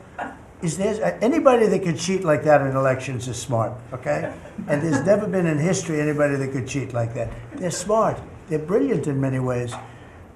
I say, is there some trick to this? When they say, Trump is in Washington, D.C., stopping crime. He's a dictator. And people are being mugged like your brilliant associate here. I don't know how you're alive. I mean, based on that story, you got very lucky. He didn't just go, all he had to do is this, right? And, you know, it's pretty amazing. So we have something. I think we have two things. I think what Bobby was talking about with respect to drug prices is unbeatable. Nobody else could have done it but us. And I think that crime will be the big subject of the midterms and will be the big subject of the next election. Think of it. They are, instead of saying, Trump's right about crime, it's really bad in Chicago. You have a guy in Illinois, the governor of Illinois, saying that crime has been much better in Chicago recently, and Trump is a dictator. And most people say, if you call him a dictator, if he stops crime, he can be whatever he wants. I'm not a dictator, by the way, but he can be whatever he wants. I think it's going to be a big subject for the midterms, and I think the Republicans are going to do really well. They called it a trap. This Democrat consultant, they said, he's put him in a trap again, because these are all traps. You know, 80-20, but they're not 80-20. They're almost 100-0, all these issues. But I would say that crime is stronger than men playing in women's sports. I think it's stronger than transgender for everybody. You know, it's transgender for everybody, according to them. It's stronger, of course, this is the cause of it, open borders. Open borders gave us a lot of this crime. So, you know, so they're sort of on an equal footing, I guess. But crime is going to be a very big subject. And you know what he should do if he was smart? Illinois or New York, if they want, or Gavin Newsom, they should call me and they should say, you know, we've got a problem. You know, we could solve with this team, different players, but work the same way, because you'd leave them here. You don't want to take them out and let it go to hell. Everybody's so happy in Washington. I bet you walked over here today and you had no fear. Nobody has any fear anymore for the last 12 days. But it would be so smart. Gavin Newsom called me up, say, you know what, we have a big problem. We have the Olympics coming up. we want to do well. We have tremendous problems on crime and other things, and would love some help. Chicago in particular, maybe right now. I mean, it's a disaster. It's a disaster. We could solve their problem in, it's bigger than this, let's say 2 months. Okay, working with their police. I know their police very well. I have a big project in Chicago. I was so proud of it. It's the best site in Chicago. I got it. Nobody else got it. I was happy as hell. That was when I was a real estate guy, and I got it. The Sun Times site, they call it. And I built a building. It's a great building. And I'm so embarrassed when I see the kind of crime stats coming out there. So embarrassed. And if I were a governor, a Democrat governor, or mayor, or anybody having to do, I'd call up President Trump. I'd say, President Trump, we need your help. We saw what you've done in D.C. in a period of 12 days. This is 12 days. We haven't even started. This is going to be so safe. It's going to be the safest place on earth. And we'll do the same thing in Chicago. But I'd like to be asked, as opposed to just going in and doing it. Because, you know, when you go in and do it, then they start screaming, oh, he shouldn't be here. We don't need him. We're doing so well. And then the better we do, they take credit for it. So it's really pretty unfair. Mr. President, yes, on crime, for a lot of victims like myself, a big concern is long-term sustainability. Can you share with the American public about your plan in ensuring that DC is safe in the long term? Longer term, yeah. Well, it's a great question. Number one, we want to stay there for longer than 30 days, as you know. We have an absolute mandate, and I can extend it, but I'd rather not have to declare a national emergency, because by that time, I mean, right now there's not an emergency. We've done, as you sort of said yourself, it feels like a different world. We've got under arrest and prosecution, and we've thrown out, taken some, and we're in the process of taking hundreds out of our country that shouldn't be here. And these are hardcore professional criminals. They were born to be criminals, in my opinion, but they're seriously bad people. Murderers, drug dealers, you know them all. You see them all as you walk beautifully to work, and every once in a while somebody puts a gun to your head, because that's what happened in your case. We're getting a lot of them out of the country. We're putting a lot of them in prison because we're afraid to bring them out of the country. They could come back. You know, as good as we're doing, they could come back. We don't want them back. And that's going to solve a lot of it. We also think there should be a presence here for long enough. We should also work with our police department, because you have very good police here, very good. We're working very well with them, by the way. And we have to work together for a while. We have some people that are very tough and very strong working with the police. They're going to be able to handle it. And you know what? If it gets a little bit bad, a little bit, just a little bit, I'll bring them back in and we'll straighten it out and we'll make it perfect. You're going to be so safe in the city. And you're going to have the city beautified. We're going to be giving out, we're working with Clark, as you know, construction. They're the biggest. They're working with me also. We're building a beautiful ballroom for the White House. They've been after it for 150 years, employs a lot of people. It's going to be as beautiful a ballroom as has ever been built. And Clark is the big builder in this city. They've done, I guess, a majority of the good work, the big work. And we're working with them on the beautification, the fixing up of the roads, the fixing up of the medians, between the roads, so cars don't wrap into each other. They wrap into, I have one piece sitting on the ground for weeks. This was a year ago when I had to come in, unfortunately, for fake court cases. And I looked at the condition. We have it fixed up a lot right now. You know, the tents are removed and a lot of things have taken place. But I'd come into this city and I'd say, boy, does it look bad. The filth on the roads, the medians were broken and always laying down, and nobody would fix them, and all of that. Well, we're going to have new medians. We're going to have a nice topping put on the road. We're not going to rip the roads apart and start a construction project that lasts for 2.5 years as they rebuild the road, which they don't have to do. And we're going to have this place so beautiful. That's going to be a part of it. Now, the biggest part is crime, but it's also a part, you know, when you see a dirty city, it's like I told, I don't know, it became the #1 thing viral. I said my father, he's a smart guy, he's a great guy, he's a loving, wonderful father, but he could be a little on the tough side. He told me that, son, when you walk into a restaurant and you see a dirty, filthy door going into the restaurant, don't go there because the kitchen's dirty also. When they see a dirty Capitol, the rest of the world, they lose a lot of respect for our country. This Capitol is going to be so beautiful. We're going to have new poles, new lights, new fences. It's stuff that, when you add it up, it's money, but it's peanuts compared to what we're talking about. And we're also going to have great safety. I wanted to ask you on crime and also a question on foreign policy that maybe other officials can weigh in into. And on crime, Iris shared her story, and you mentioned, people going. That was a terrible story, because I'm just amazed she's here. When the gun is, Pam, when the gun is put to the head, did they ever capture these people, by the way? I kept calling, but I haven't heard back about this guy. It'd be really great if you could maybe give the information. She's very good at capturing people, She's very good. If you could give that information to Pam, would be great. Would you do that? Yes, Wouldn't you'd love to see them? I would assume you'd like to see them captured. For sure. You can't. You just can't. For years. Yeah, take a good look at that. But, Go ahead. So go ahead. Just a few weeks ago, I was out to dinner with my husband, and then we're taking the metro back, and then we get attacked on the metro. They're throwing things. Some teenagers, they're throwing liquid at us. Oh, they're throwing things. They throw. How about where they chop down the granite curbs and the concrete curbs? But the granite curbs so expensive. Those granite curbs, nobody uses them because they're so expensive. And you see a guy chopping them and handing out big chunks of them like a brick, because they couldn't get in because people were stopping them from walking out. A little bit unusual when you're walking with a bag of bricks. Generally speaking, Sean, that's not a good sign. Right? That's not a good sign. But they now come in with hammers. They can disguise a hammer, and they start pounding the concrete and the granite, and they hand out chunks.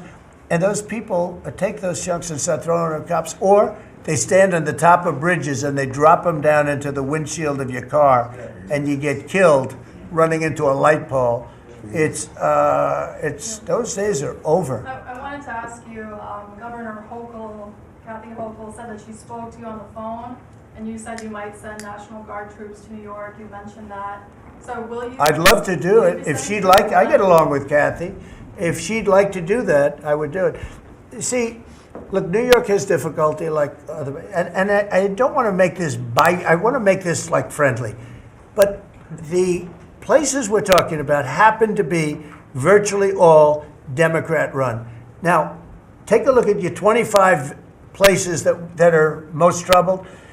Everyone, except maybe one, and it's way back in number 24 or 25, but essentially 25 out of 25 are run by Democrats, and cashless bail was a disaster. When they did that, and I believe it was instituted first in New York, but when they did cashless bail, that was a tragedy for this, because that's when it really started getting bad.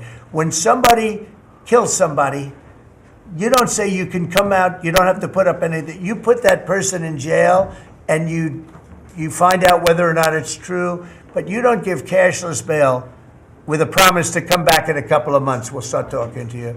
Because they go out and they kill other people, and you can't do that. The cashless bail has been, it's just a woke thing. It's got to stop. You see that, Christy, better than anybody. It's got to stop. It causes unbelievable, and we're doing that. We're stopping it in D.C. I would love to have the governor of Illinois call me and say, look, we have a problem in Chicago. We will stop that problem in Chicago in 2 months, maybe less, 2 months. We'll stop it. These are tough cookies we have working for us. These are tough cookies. These are not politically correct soldiers. That I won't go into definitions of what that means. But these are not politically correct soldiers. These are rough guys. I watched it last night. I see it. I saw them the other day when we went down and we spent some time together with them. These are tough cookies. These are not people that you're going to laugh at and spit in their face and they're not going to do anything about it. And these people, they're afraid. These gang members who are bad people too. These are bad. These are just bad people. Ours are bad, but they're bad in a good sense, right? You understand that, Scott? And we can solve Chicago in 2 months. Now, then, as per your statement before, we have to keep it going, and we'll be able to keep it going. The first thing you have to do is get it down.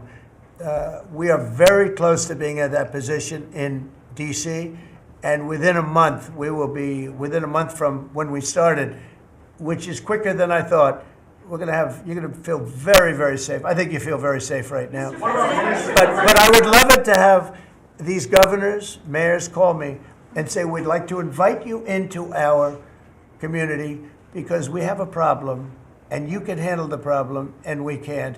One other thing, sanctuary cities, they should be terminated. They're sanctuary for criminals. They're safety and security for criminals. They are very, very bad. And all of these places have big sanctuary cities, and all they're doing is protecting criminals. Okay. Questions about Lisa. You have spoken out very strongly for a long time about what you see as the weaponization of government. Yeah. Is your administration weaponizing No. government by digging into the mortgage records of officials you don't like? No, they're public. I mean, you can find out those records. You can go check out the records yourself. And you should be doing that job, actually. You wouldn't do that because that's not the kind of reporter you are. But you should be doing that job. I shouldn't have to be doing it. If you did your job properly, we wouldn't have problems like Lisa Cook. Go ahead. You're going to say something. So would you be trying Go. to fire Blue? Lisa Cook if she had voted to lower interest rates? On national Please. security. I think we have to have lower interest rates, yes. A follow-up question for you and Madam Attorney General on national security. We've heard from Stephen Miller yesterday in the Oval Office that there are street criminals here in D.C. who are actually found to be doing business with transnational criminal cartels. That's right. overseas. And we know who they are, and we know who they're doing business with. And we're arresting the people, very strongly arresting, and we're keeping them there because, you know, your laws here make it very difficult. And one of the other laws we're trying to get done, because you have 14-year-old kids that are just as tough as a 25-year-old kid, just as dangerous, and they carry the same gun. And we have to make a provision where they're treated like older people, because these are seriously tough, bad. They're children, but they're criminals, and they're really bad criminals. And they're used by older people because they never get charged because you can't do anything to them. But we are getting that change, Pam, I hope, because you have 14-year-old kids that are evil, they're sick, and they have to be put away. Something has to be done because you can't have a society where they're allowed to walk the street. You know that better than anybody. On your way to Alaska. I can't believe it. You're not tired holding that? I have Look a at few this. more questions. How strong are you? How strong are you? Look at him. He's been holding that thing for 3 hours. You're a good fisherman. Well, I should give that a shot. Go ahead. On the way to Alaska, you had mentioned that there would be severe consequences if Vladimir Putin did not agree to a ceasefire. Yeah. After that summit that was rolled back, given the negotiations, is he back on the clock now? I want to see that deal end. It's very, very serious what I have in mind if I have to do it, but I want to see it end. I think that in many ways he's there. Sometimes he'll be there and Zelensky won't be there. You know, it's like, who do we have today? I got to get them both at the same time. But I want to have it end. We have economic sanctions. I'm talking about economic because we're not going to get into a world war. I'll tell you what, in my opinion, if I didn't win this race, Ukraine could have ended up in a world war. We're not going to end up in a world war anymore, but it would have ended up possibly in a world war. That would have been they were ready to trot. But just like India and Pakistan, we're going to end up in a nuclear war if I didn't stop them. You know, it's sort of strange. I saw they were fighting. Then I saw 7 jets were shot down. I said, that's not good. That's a lot of jets, you know. $150 million planes were shot down. A lot of them, 7, maybe more than that. They didn't even report the real number. I'm talking to a very terrific man, Modi of India. And they say, what's going on with you in Pakistan? Then I'm talking to Pakistan on trade. I said, what's going on with you in India? And the hatred was tremendous. Now, this has been going on for a hell of a long time, like sometimes with different names for hundreds of years. But I said, what's going on? I said, I don't want to make a trade deal. No, we want to make a trade deal. I said, no, I don't want to make a trade deal with you. You're going to have a nuclear war. You guys are going to end up in a nuclear war. And that was very important to them. I said, call me back tomorrow, but we're not going to do any deals with you, or we're going to put tariffs on you that are so high. You were there, Howard, right? Yeah. You're going to put tariffs on you that was so high, I don't give a damn, your head's going to spin. You're not going to end up in a war. Within about 5 hours, it was done. It was done. Now, maybe it starts again. I don't know. I don't think so, but I'll stop it if it does. We can't let these things happen. The Russia-Ukraine situation, last week, 7,012 soldiers 7,012 soldiers died. They were Russian, they were Ukrainian, they weren't American, so a lot of people would say, what do you care? They're not American. I care. There are 12,000, over the last couple of weeks, over 12,000 people died in like in 2 weeks. You know, we're talking about crime where somebody's killed here or somebody. Think of it, you have your son leaving Russia, leaving Ukraine, their little house, wherever they live with their parents, they're waving goodbye, just like our parents would wave goodbye. And they're waving goodbye, son. And then a week later, his head's blown off in a stupid war by a drone, a whole new form of military problem. So, no, I'd like it to stop. I want to get it to stop. And it will not be a world war, but it'll be an economic war. And an economic war is going to be bad. And it's going to be bad for Russia, and I don't want that. Now, I have to also see, because not everybody, you know, Zelensky's not exactly innocent either, okay? You know, it takes two people to tango. And I say it all the time. You got to get them together. I get along with Zelensky now, but we have a much different relationship because now we're not paying any money to Ukraine. You know, stop that. We're paying money to ourselves. What's happening is NATO is buying all of the equipment and paying in full. But even with that, forget about that. I want to get it stopped because it's a lot of lives that are being lost. Every week it's 7,000, 5,000, 6,000. I get the reports and I see battlefields. I'd rather not see them. And you know, you read about Gettysburg. You read about Gettysburg and you see, you know, those 600,000 people, but in that war in particular was really bad, like 150,000 or something, just dead body. I'm seeing the same. I see pictures. I see satellite pictures of heads over here, arms over here, legs over here. And this is like a modern age. It's no different than the worst wars that I've ever seen. And if I can stop it because I have a certain power or a certain relationship, I had a very good relationship with President Putin. Very, very good. That's a positive thing again. And I think I'm probably the only, Steve Witkoff would tell you I'm the only one that can solve it. I don't know, you've told me that a few times, unless he was saying that just to build up my ego, but it's not really. I have no ego when it comes to this stuff. I just want to see it stop. Thousands of young people, mostly young people, are dying every single week. If I can save that by doing sanctions or by just being me, or by using a very strong tariff system, that's very costly to Russia or Ukraine or whoever we have, you know. But I stopped 7 wars, and 3 of those wars were going on for more than 30 years. You know, if you look at Congo, if you look at, just look at any of them, almost all of them were going on for an extended period of time. Now, interestingly, one had just started, it was 2 days old, and you know that one. And we did that one when we were in Scotland negotiating. It was 2 days up, but there were 2,000 dead bodies laying on the border, and I got that one stopped too. And I'm very honored by that, but I still, the one that I thought would be the easiest is turning out to be the hardest. That's President Putin and President Zelensky, but I think I'll get it done. Why do you think that?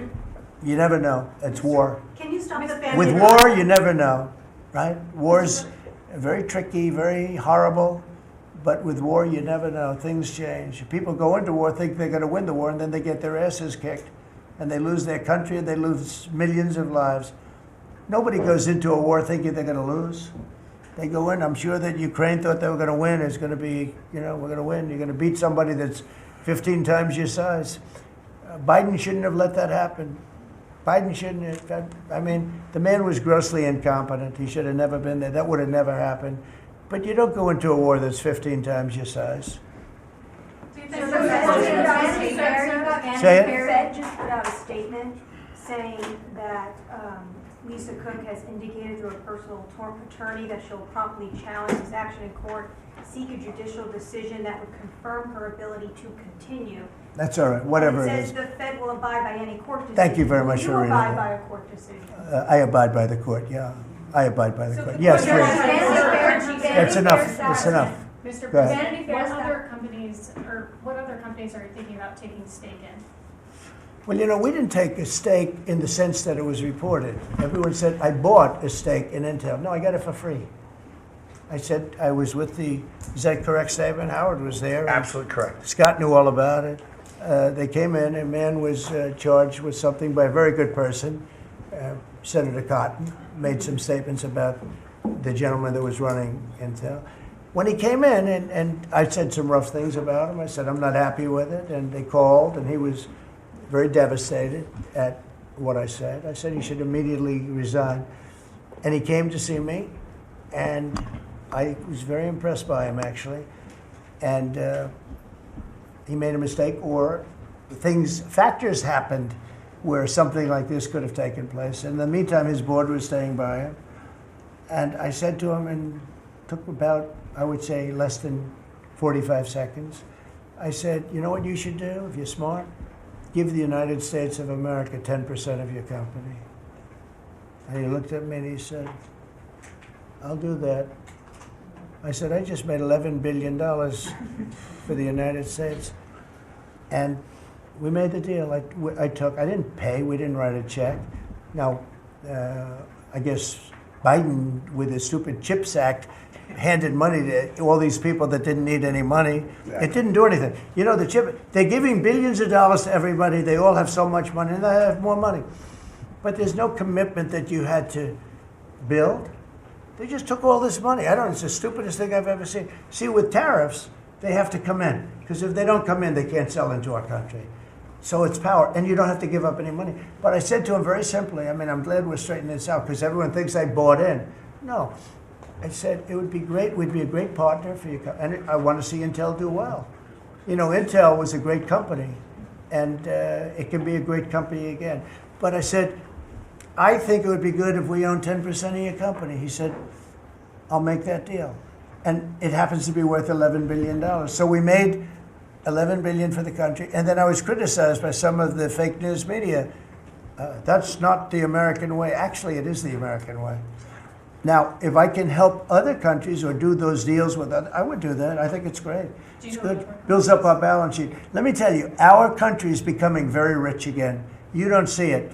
When the CBO came out on Friday and said, we just found $4 trillion, and that goes to reduce our deficit, $4 trillion, and it was from the tariffs.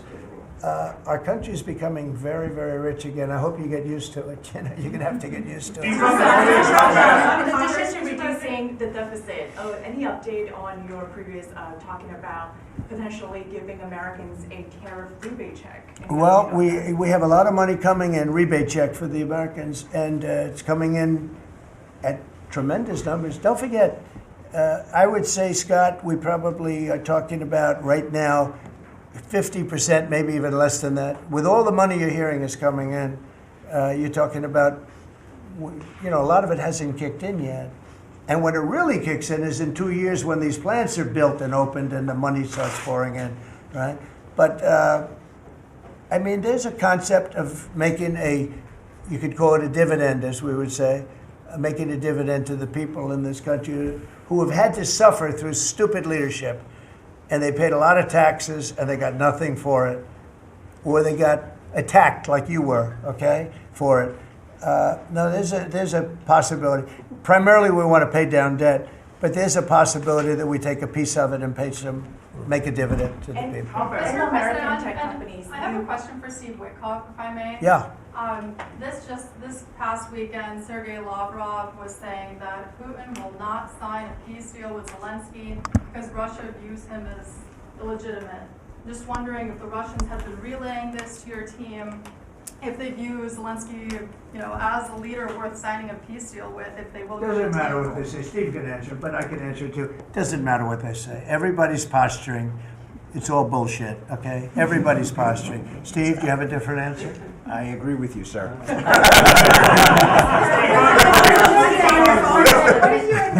Here in this city, there's 500 people short of the police department, police. In New York City, it's 3,000. In Chicago, it's 1,300. Would they have had to bring in troops from the National Guard if the police departments in this country were fully staffed? defund the police, how bad did that turn out for America? It's an interesting question. I was surprised when I heard how many police were here. It's not a really big area. And I think they said they're down to 3,200 police or something like that. I said, that's a lot of police. And I was a little bit surprised because to me that's a big force. And it's not a big area, but it is what it is. There's a lot of crime. You have a lot of, don't forget, you have a lot of police that weren't allowed to do their job.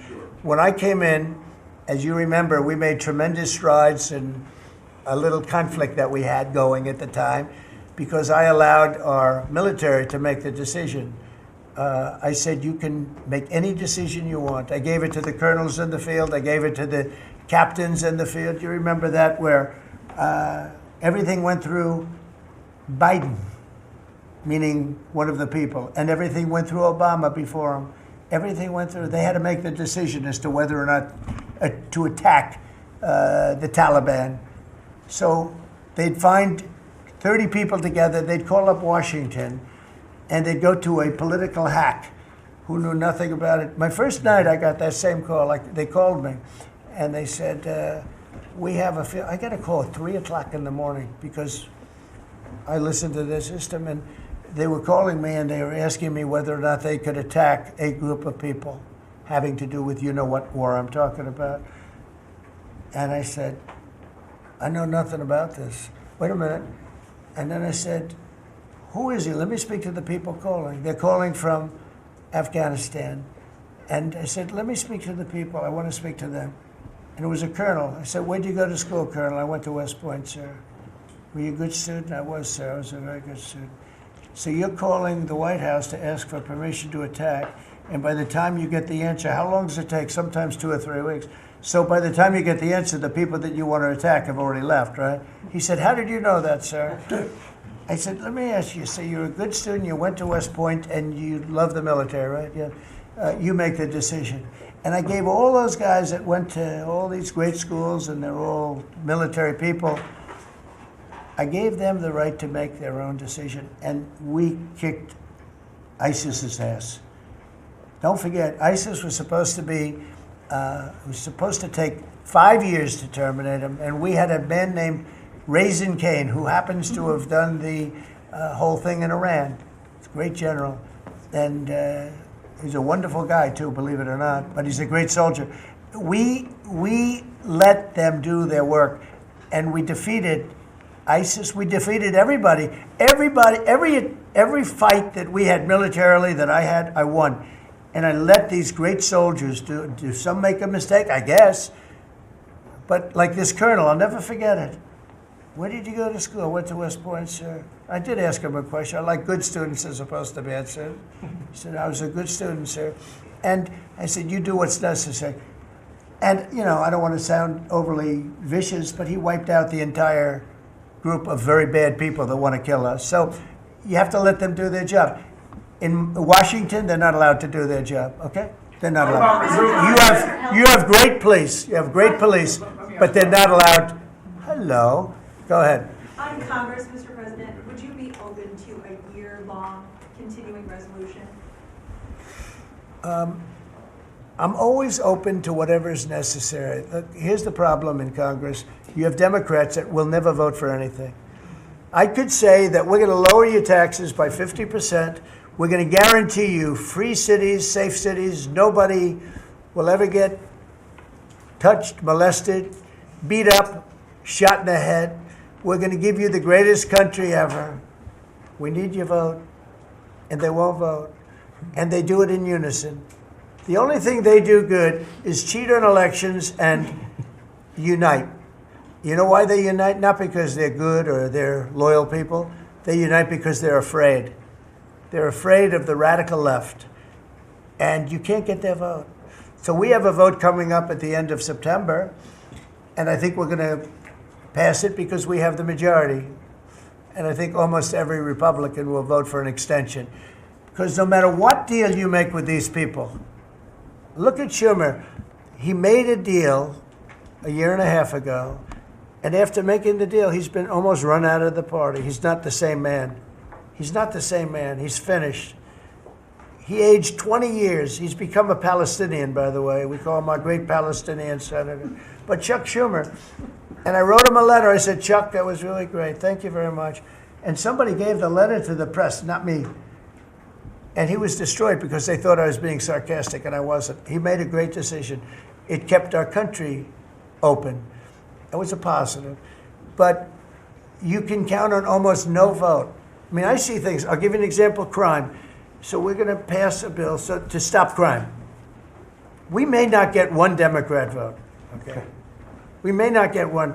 So when you say continuing resolution, I guess so, and it's going to be passed exclusively by Republicans. On farm Mr. President, visas, why do you use you those mentioned meetings in in Iowa that derogatory you wanted to see sentences, some changes to the H-2A visa program for farm workers. Right. You mentioned in Iowa that you want to see changes. Do you want to see that before the fall harvest? Well, I love both groups, and we take care of our farmers, and we also take care of the people that want bad people out of our country, and we're working on something that's going to work really well. We take care of our farmers, but we also have to take care of those people that voted for me because they don't want criminals in our country, and we're working on something where we can take care of both. Mr. President, you were talking about the CBO report that 2 of your cabinet members were talking about. I remember back on Liberation Day, many of us reporters covered your detractors, people saying that it was going to explode the deficit and therefore explode the debt. Who all has called you to say I was wrong? That's very good. You know the answer to that. Okay, yeah, please. Governor Pritzker said yesterday that he, at a press conference, that he would encourage nonviolent resistance to the National Guard if they were sent to Chicago. What's your response to that? He said what? That he would encourage nonviolent resistance if the National Guard is sent to Chicago. Look, this guy doesn't know what resistance is or nonviolent resistance is. He's a bad politician. It's amazing. I mean, if he didn't have the money, he wouldn't get any votes because there's no compelling reason to vote for him. The guy's a major loser. But it would be nice if he would call me. I would change my mind immediately. He said, you know, because everybody knows Chicago is a hellhole right now. Everybody knows it. It's not like he's saying, Chicago has much better numbers, right? Well, what's much better? You mean 100 people are going to be murdered? It's going to be much more than that. So I would have much more respect for Pritzker if he'd call me up and say, I have a problem. Can you help me fix it? I would be so happy to do it. I don't love, not that I don't have the right to do anything I want to do. I'm the President of the United States. If I think our country's in danger, and it is in danger in these cities, I can do it. No problem going in and solving, you know, his difficulties. But it would be nice if they'd call and they'd say, would you do it? And we do it in conjunction. Now, we work very well with the police because we naturally get along with the police. So the police and us work really well together, whether the mayor is opposed or whether, I mean, you have a really rotten mayor there too. He's got a 6% approval rating in Chicago. And I see black women wearing a red MAGA hat last night on television. Please let the president come in. My son was attacked. You have a force of black women. They're like only Trump. They want Trump to come in. And you see them, they're all over the place in Chicago because they're afraid to go out and they don't want their son or their daughter killed, just like your parents didn't want you killed. And we have a tremendous, look, it's not about winning elections because we want to have nice, fair elections. It's not politics. We want to see a safe country. You have people that want to see a safe country, and they're great people. You have great people in Chicago. The mayor is at 6% approval. He's an incompetent man. He should have never been put in a position like that. He can't handle it. You have an incompetent governor there. You have an incompetent governor in California, Gavin. I know him very well. He's incompetent. He's a nice guy, looks good. Hi, everybody. How you doing? He's got some strange hand action going. I don't know what the hell his problem is. It's a little weird, to be honest. There's a little something shaky going on there. But, you know, all he has to do is call me and say, we have the Olympics coming up. We want to make it really good and safe. And I'll put some really good, great American patriots in there, and you won't have any problems. Don't forget, it's loaded up with some stone-cold killers, some really bad people, some people that were just born to be bad. They're criminals, bad criminals, dangerous. And we can solve the problem for them very quickly. Okay, you know what I think? I think this. You have not had this happen for 4 years. You sat and you'd ask one question to Biden, and it was always the ice cream question, right? What flavor ice cream do you like best? I like vanilla. And that was the end of the conference. I think now we've done enough. These people are very busy. I want to just thank, this is the greatest, this has never been done before. First of all, a cabinet meeting was sacred. You'd never let the fake news media in. But the fake news media isn't all fake. It's, a lot of it is, but it's not all. I think it's a great thing. I think maybe it's going to be done in the future. I hope it's going to be done. But you really get the word out. I mean, we had, each one of these people spoke. I think each one, if I thought one of them did badly, I would call that person out. I would say, Christy, what the heck are you doing? Please don't say that. No, but no, seriously, you have a very talented group of people. They get along, they work along together. And there's something really nice about just, the openness of what we're doing. It's government. It's an open government. That's what we are. And we haven't made too many mistakes. Maybe we'll, but we haven't made too many mistakes. We've called it right. And I think you can be very proud of your country. We are a respected country again. We are really, right now, respected at the highest level, and we're doing great. And we're a very rich country again, very rich. And that's a good thing, because when we're rich, we can take care of poor. And that's what we're doing. And we're taking care of crime. And I hope, just in finishing, I hope that Illinois, I hope that New York, I hope that California, I hope they call me and they say, I'd love to have you come in and help us out. I will be a totally different person with them. I will respect them for doing it. Thank you all very much. Thank you, everybody.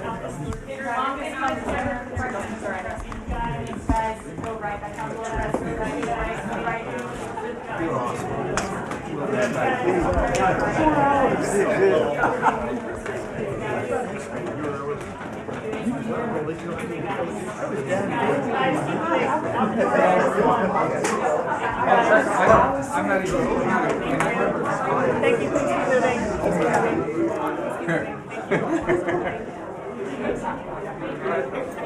Thank you.